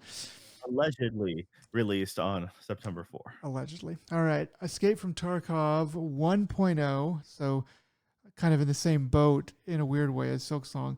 Escape from Tarkov has a 1.0 release date 8 years after the initial launch. Um, and that release date is going to be November 15th, 2025. So, yeah, a lot of long time planned games finally getting release dates. This one makes a bit more sense to me. This is what I would have expected Silksong to do. Like, hey, what is it, August now? November, 4 months away is when it's coming out. That kind of makes sense, but it is what it is. So Um, this one, I hope that with the 1.0 patch, they'd be like, "Okay, 1.0, here's the new update, some new skins," and that's it. it's just skins. It's just really expensive skins that are just kind of okay. Next up, Bungie CEO Pete Parsons departing after 23 years at Bungie and 10 years as CEO. I'd forgotten about some of the workplace harassment kerfuffle that had happened at Bungie. Um, you know, what it's between 5 and 10 years ago or something like that. The article that I read, had it was IGN saying they had done an expose back then, but that they talked to people, um, that he was never like part of that. The only really the people that were aware of the situation or could speak to the situation said that his fault was in seeing things or knowing about things and not really acting. But that's kind of another kind of like water under the bridge, I guess. Now, just kind of interesting little change over there. I forget who they said is going to be taking over CEO. I think it's somebody that's high up in like the game planning or department. Someone that knows. You look at their title and you go, okay, this person is very involved with the actual creation of games, not just some executive or guy that's like went to like Wharton School of Business or something. Um, so I was like, So okay, this person came in a year after Destiny first came out. okay, So they haven't accomplished a whole lot. See, just saying. If it's been the last 10 years, they haven't done a whole lot for Bungie. yeah, that's kind of true. I mean, like Bungie, yeah, I hate to just lay the blame at his feet or whatever because the video game landscape has changed considerably. Bungie has, Destiny is good, um, but really besides that, and they've really just been kind of riding the coattails of what they did with Halo, literally 25 years ago. Um, so it's totally different company, totally different people, and it's really not the same company anymore. So yeah, like maybe he hasn't done a ton compared to the old days, but really, who really could? He's kept it afloat, and that's pretty hard to do in this day and age, especially with the kind of issues that they had a while ago. All right. Um, Next up, Sony has sold their stake in Evo to Nodwin Gaming, which is an Indian gaming and events company. Um, so there was a little bit of a hope in the article that I saw about maybe Smash Brothers coming back to Evo. So one can only hope, I guess. I don't know. Wait, Um, you said Nightwing Gaming is what company? they're an Indian gaming and events company. Oh, okay. Um, yeah, because I was when I searched for them, different areas came up, so I wasn't 100% sure what they're based out of. Yeah, Okay.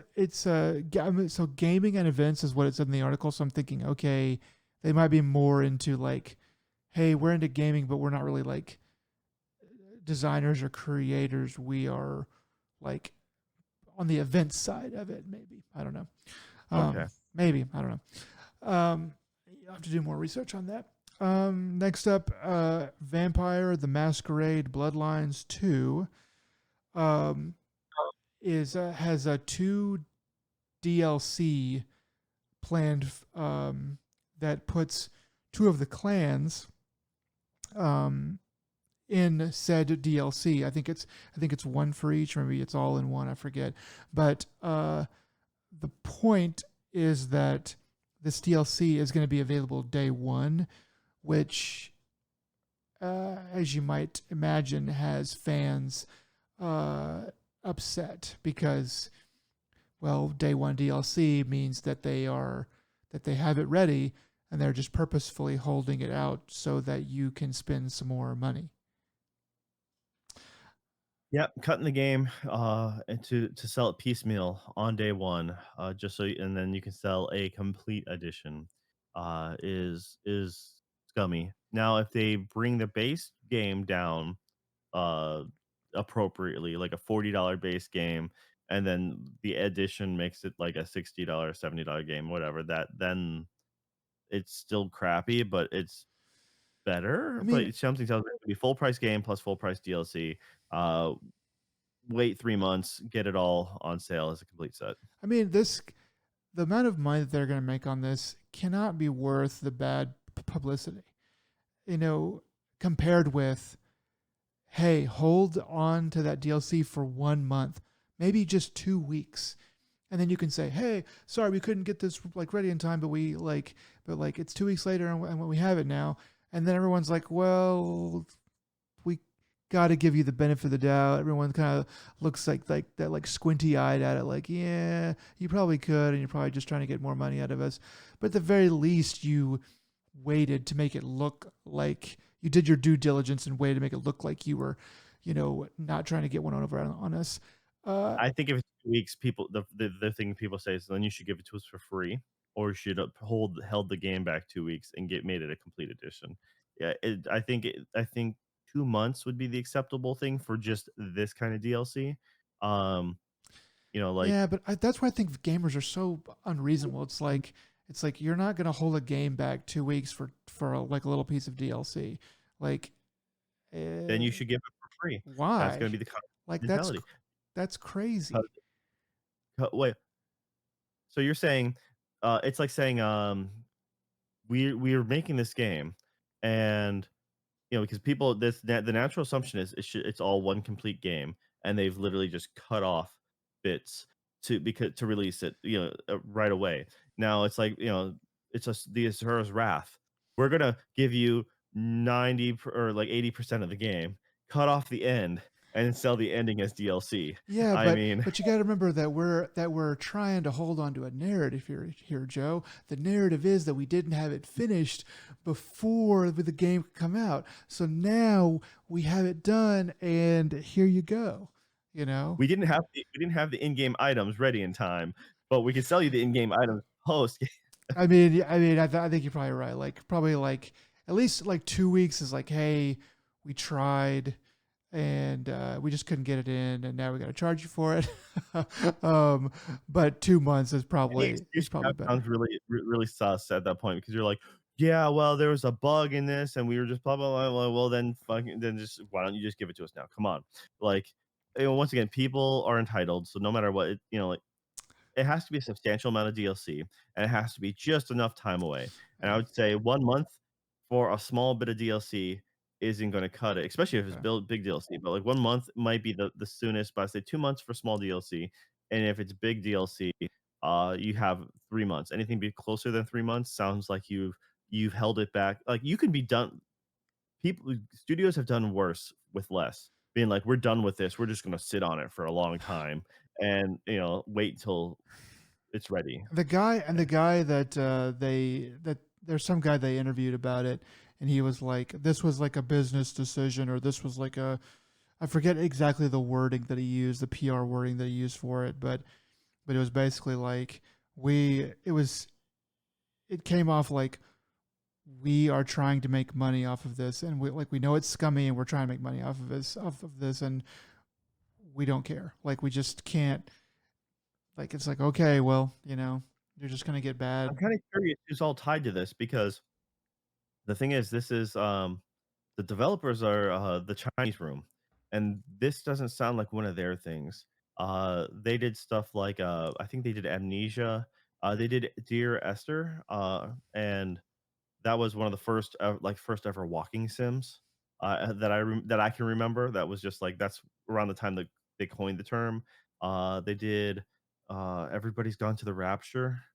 So it's Mm. which was like they do kind of these experiences more, at least I associate them with this. And like I said, Amnesia, I don't know if they did both. They did one of the or like I forget which, but they did one of the Amnesia games at least, if not both. And I mean, it's not really DLC is not really their style to the best of my knowledge. I mean, maybe they did other stuff that was like DLC heavy. So it kind of makes you think like, okay, well, the publisher is like Paradox, which I remember Paradox from their old stuff. I don't really know much Paradox the newer things that they've done. So I can't really speak to them on that front, but uh and then the other publisher is White Wolf Publishing. So I don't know anything about them off the top of my head. Yeah, Uh, I don't know. so I mean, I think it does this seem like cut and dry. This is a business thing, corporate decision, and I just feel like I wanna give the Chinese room the benefit of the doubt, being like, "This is not on them." I think that we're probably going to start to see more. I mean, we already are with the threat to raise games to $80 and the actual doing of it by some companies and stuff like that. We're going to start to see more and more of these things because of the way the economy is going, because of tariffs, and I think wages are going to rise too. But this kind of thing is going to happen more often. Maybe not be completely totally widespread, but I think it's going to happen more often because whatever happens, it may not be the end of the world, but executives and business people are looking at it like it might be the end of the world for them, and they're going to be pretty skittish. So I imagine that there's going to be quite a bit more of this in the coming years, like in the next 3 years, as opposed to the last 3 years. Anyway, that's just my guess. Next up, Sekiro: No Defeat. This is a new anime. I forget who's making it, but this is a new anime that's coming out, and it looks pretty good. I saw a screenshot and I was like, that looks kind of like crap. And then they showed this at Gamescom. They showed the trailer for this at Gamescom, and I was like, okay, this actually does look pretty all right. Um, it's a little bit the art style is a little bit of a loose sketch, um, but uh, but it still looks good. Quite a bit of flat color, but still looks good. And I did see something where the studio said that no AI was used in making it or whatever, which is where I first heard about it, and then went and watched the trailer. But yeah, it's something that, I mean, I feel bad that I'm not good enough as a video gamer to be able to play Sekiro really very far into it. Um, but this is something that I am interested in and will probably try to check out. I could not look at this title without thinking "No defeat, no surrender." Mm, Uh, "No retreat, no surrender" from, Galaxy Quest. mm. So, that's the first thing when I saw that, I'm like I just said to myself, like, I read "No defeat," I'm like, "No defeat, no surrender." Well, Galaxy So, Quest is a classic movie. Okay, so on to Gamescom. So I don't know if did you have a chance to watch very much of Gamescom? I didn't get to watch all of it, so, that's on me, just unfortunately, Failures, yeah. failures, and you want free DLC. So Sure, see, that's the difference. so I just went through. I clicked through a lot of it, so I probably missed some stuff. But I did pick out a few games that piqued my interest. So I'll just kind of run through some of these. Warhammer 40K Dawn of War 4. Um, yeah, this is an RTS. And so when I saw that it was a real time strategy, I was like, holy crap, it's 1998 again. It looks like it's probably going to release in 2026, but it has piqued my interest. I definitely want to check this out, unless I hear really bad things about it. I definitely want to check this out because I have not played an RTS like this, in a long time. So I could use a good, solid, comp stomp campaign. That sounds like fun, especially in the Warhammer 40K universe. Dawn of War series has been super solid. I was always a big fan of it. You could play multiplayer. They had a lot of expansions and stuff like that. You could get them really cheap off of Steam sales, like the whole series. Uh, yeah, highly recommend them. That was my gateway into the Warhammer series is through the Dawn of War stuff. So Dang, maybe I should go check out Dawn of War 3 or something like that, or whichever one's uh, good, and see if to maybe get more excited for Dawn of War 4. Next up, John Carpenter's Toxic Commando. This is like an FPS with with like powers. It's mostly FPS, but I thought I saw some like Bioshock type powers, like electricity or something like that, shooting at someone's hand. Could be wrong. Um, I don't really remember much more than that, but I remember thinking, okay, this looks kind of cool. Um, they announced this one a while back, but that was just like a teaser trailer, essentially, is what it was. okay, So for them to go a little bit more. It was nice. Yeah, I think this one had a bit more gameplay. And then this was in the pre-show. I think maybe all of these were in the pre-show before the one after this one. But um, this next one's called Death by Scrolling. It is a pixel art style game, and the screen scrolls uh, up, I guess. So you are trying to go north, essentially. You're trying to make your little character go north, and sometimes the Grim Reaper comes for you, and you have to like escape him. Or if you don't stay above the bottom of the screen, then you die that way too. So the Grim Reaper or bottom of the screen, and I'm sure there's like other ways to die, but it's a pretty interesting little idea. Kind of surprising that I hadn't seen it before, but maybe it was in a different game and it was just bad or whatever. But it looks pretty good. People are saying that it's pretty fun, pretty like simple and kind of addicting sort of game. So that one I was like, I kind of clicked through it and I was like, wait a second, this art style looks a little bit better. And what are they doing? And I was like, oh, it's scrolling up. Oh, okay. So yeah. Next up, Zero Parades. This is from the developers of Disco Elysium, who I forgot who that is at the moment, but this is their next game, and it looks, same but different. So they don't really show too much. They kind of just show a character like jumping around, and I'm like, okay, this definitely looks the same art style, same sort of kind of world, So I was like, all right. I kind of missed Disco Elysium. I heard a lot of good things about it. So I don't really want to. I mean, I might go back, but I don't really want to. I'd rather just grab this game and be able to talk about it for like Game of the Year or something like that. So that might be where I jump in. But yeah, this is their next game. I don't know when the one's coming out. I don't know if they said. I don't remember them saying anything. So it may not be. I wouldn't expect it to be till 2026 or maybe later. Next up, Cinder City. This is a Korean game, I'm pretty sure. At least in some of the menu text, it had a Korean writing. So I was like, okay, probably Korean. This is an FPS, and it's a nice looking game. It's pretty or whatever. And you're shooting at other, army futuristic army people in cool battle suits and stuff like that. And then there are giant mechs that are also in the battle. I don't think that you can pilot them, but they are there, and it kind of adds like a little bit of like verticality, I guess, at least to the eye. So it was like, okay, this is something to watch. I'm not sold on it. I'm not really even.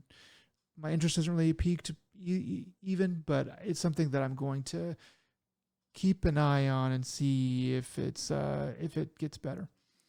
Yeah, it's an NC Soft game.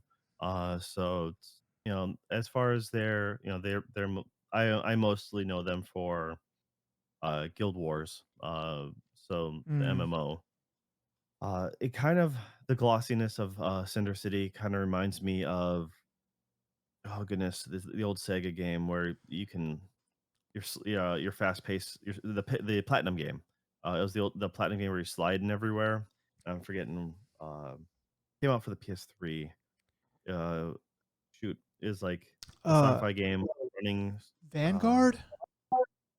yeah, that's it. Vanguard. Yep, totally. I'm pretty sure that was it. So it kind of reminds me of that like level and the quality in a lot of ways. But I mean, not the fast-paced motion, but just the aesthetics. Yeah, it So is that sort of similar to that. I'm like, yeah, you have me at the look at least, but yeah, Yeah. other than that, everything else kind of unknown. It So doesn't or look like it's doing too much different. It was just like the mechs in the battle and the rest of it being like okay, and then like the mechs in the battle was like, maybe there's something to actually keep an eye on. Next up, Project Spectrum. This appears to be a horror FPS. Um, and I say that as opposed to like I don't really consider um like Resident Evil. I mean that's like over the shoulder like shooting action or whatever. This is first person, but it looks more shootery than like a sim or something like that. This one, it has sort of an interesting hook to it that I don't completely understand because it's not fully explained. But the main character is a woman, and she's sitting in like a like a psychiatrist's office, and he's like going over something, and he's like, okay, tell me again, and then like you go into like her mind, and then or like something like manifests, and she is in she's in this like mansion like shooting these demon creatures, and then she shoots one, and it turns from the demon creature or shadow creature into a real man, and it's the psychiatrist. He's like, oh, I'm dying, and he like dies or whatever, and she's like, no, no, and then like she like warps back into like the psychiatrist's office, and so there's like some sort of like going through trauma, but it's all sci-fi'd out and stuff like that. So I was like, huh, that's an interesting idea. Uh, that made me go, weird. So yeah, um, looks interesting at least. And then the last thing they had in the show, which, well, I guess we can do this and then we'll do the other thing. But the last thing they actually had in the show was the sequel to Black Myth Wukong. This one is called Black Myth Zhong Kui, I think is how he actually pronounced it. It looks like Kui to me, but it's Black Myth Zhong Kui. And they just showed the teaser trailer, so it's a very nice looking uh, uh guy, like Chinese guys that are kind of hiding out, and then like these giant monkeys carrying this sword, and then a tiger, and then a dude riding the tiger, and it looks really cool because it's all CG'd and stuff. But yeah, that's pretty much it. It doesn't show like any gameplay or like that, so it's probably quite a ways away. Um, and then we Yeah, have some others here as well. they happen to talk a little bit more or show a little bit more about Resident Evil Requiem, and I mean, not a whole lot. They just a little gameplay and stuff like that, and so it's fun to see that. It's exciting to see it. I I forget I think there was an article recently or something, an interview talking to uh, one of the art designers or something like that. I can't remember who it was.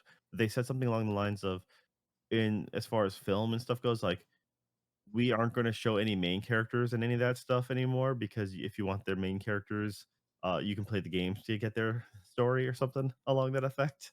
So what? I'm Okay, like, weird. people, yeah, it was kind of it was an odd one to say, but I mean, this looks like it's going to be w- more horror than like a lot of the other games, especially the remakes.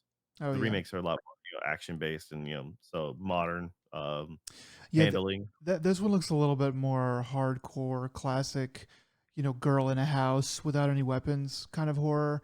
Um, it looks. I mean, it looks good. Like Capcom just makes good games, good looking games. The thing that I worry about with this is that this is like the one, two, three, and then if you count like Resident Evil 2 remake and 3 remake, this is like like the third time of like the mainline games, 7, 8, and now 9, where you have where like the main thing is like like a stalker. There's like a stalker character that you're just kind of being chased, and I get it. Like that is like very tense and very scary, but it's starting. I'm just wondering if it's going to start to feel like a bit of a one trick pony. Like, yeah, that's scary. I get it, but there's other ways to be scared, and I don't really feel like that is a very effective way for good horror. It's yeah, it's good for jump scares and stuff like that, but It's like, Suspenseful, not necessarily horror, you know? yeah, because like good horror is like good like a jump scare is not going to scare me when I lay down to go to sleep. Like after playing the game, you know, like good horror stays with you. Like where you when you close your eyes at night, you're still like thinking about it. And um, I just I just wonder about that. Alright. Yeah, I think you're right in that aspect. It's also what's good horror is what's not shown, you know, so Yeah. it's when you can only hear or, you know, and everything's just out of view, out of reach. But once again, I think the the non-numbered series Resident Evil games have been pretty good. So I'm or at least with the whole naming scheme, you know, like the not like I ever since Resident Evil was it Resident Evil 6 and then Village, that their aspects on that has been really good. Uh the remakes the remakes are great, but they are just your classic games done with modern aesthetics, modern handling. And yeah, they did change Resident Evil 2 remake to have you followed more because that really wasn't a thing. It was mostly Resident Evil 3 Nemesis that Mm-hmm. was had a real, you know, enemy that came, and those were I don't actually remember the traditional game being stalked so much, but I know there's a couple key fight points that you could run away from. But if you went ahead and fought to the end, had them leave, you would then they'd drop a piece of I thought it was a weapon kit for you. So then you collect enough of those pieces and you can build a really decent weapon out of it.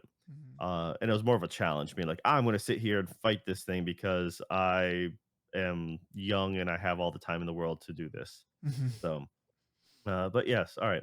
The other thing was they showed more gameplay or done more with Pragmata. That's the uh, you're a spaceman with a cyborg robot little girl companion, and they're just showing more about that, which is cool. I'm already kind of sold on this game, so I really don't care to know too much more about it because I'm I just kind of this point, like I really like the way you look, and I kind of really want you to just be good, and so I'm in. Just come out already, and hopefully you guys don't screw it up because you know I just want to come into it fresh. Yeah, yeah, this game is one of the games that I'm probably more excited about for 2026. I don't remember if it's going to be early or late 2026, but yeah, I'm in that same boat where it's like, okay, it's shooting, it's like over the shoulder or third person shooting, but there's also that puzzly element to the like the hacking combat and stuff like that. And the way it looks is good. The kind of what it's going for is good. They could screw it up in the story. You're like, it's that's always possible, but at least it's passing the smell test so far. Yeah. I'm hoping that they bring the demo out for everyone. I don't know. I know there was a demo out for Gamescom. I don't think it's available yet, and so I'm hoping they'll release something for people to play. All right. And then the last bit was or of something of note is Fallout Season 2 release date of December 17th. So, kind of exciting. I mean, uh I mean, I'm excited. Like I really like the first season. This is one of the things that I purposefully skipped through whenever they came out for Gamescom. So they had the lead actress and lead actor, and then I think some producers or directors or something like that come out on stage and talk about it a little bit, and they showed like a long trailer or whatever.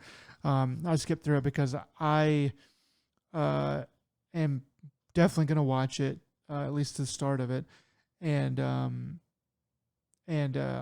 almost certainly gonna watch all of it. And so that's so kind of like you with Pragmata.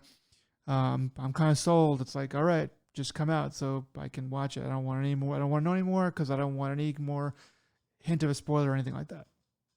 yeah, you and I already complained about movie trailers and stuff like as is, and that's exactly it. We don't need to know any much more about this.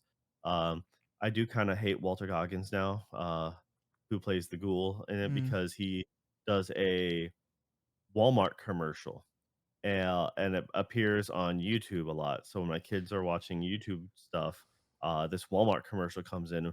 And it's just like I forget. He's just like, you can buy dancing shoes, and they're like, what? You could buy dancing shoes from Walmart.com, and it's just like, and then they do a jingle about who knew, and so it's like, and there's a whole choir background going, who knew, and like, so after it's funny because I never gave him much thought. I'm like, oh, it's Walter Goggins. I'm like, hey, he's getting a paycheck, good for him. And then some of my kids started singing that jingle, and I'm like, when they saw the commercial, I'm like, dang it, I Oh hate no. you, officially hate you. He's poisoned your children's minds. Pretty Uh, much the ultimate sellout, right? hey It's man, like you get paid, dude. Go get your money. I mean, I remember back when that would have been, beneath any actor or actress, and they would have had to go to Japan to make such a frivolous, paycheck. Like And, Arnold now they Schwarzenegger. just do that in their own backyard. I mean, come on.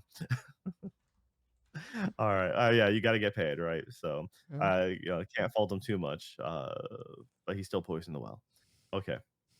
Well, guys, this has been a super long one for us. We haven't done one this long in a while. No. So, if you made it to the end, we really appreciate it. Thanks a lot. Nick, what are some words of wisdom you have for the people out there? Um, liquids are good. If you can't drink liquids as much as you need to or want to, you can always get an IV. All right. Just remember, beer is liquid bread. It's good for you. Okay. And once again, this has been another Dead Pixel, episode 140. Until next time, y'all take it easy.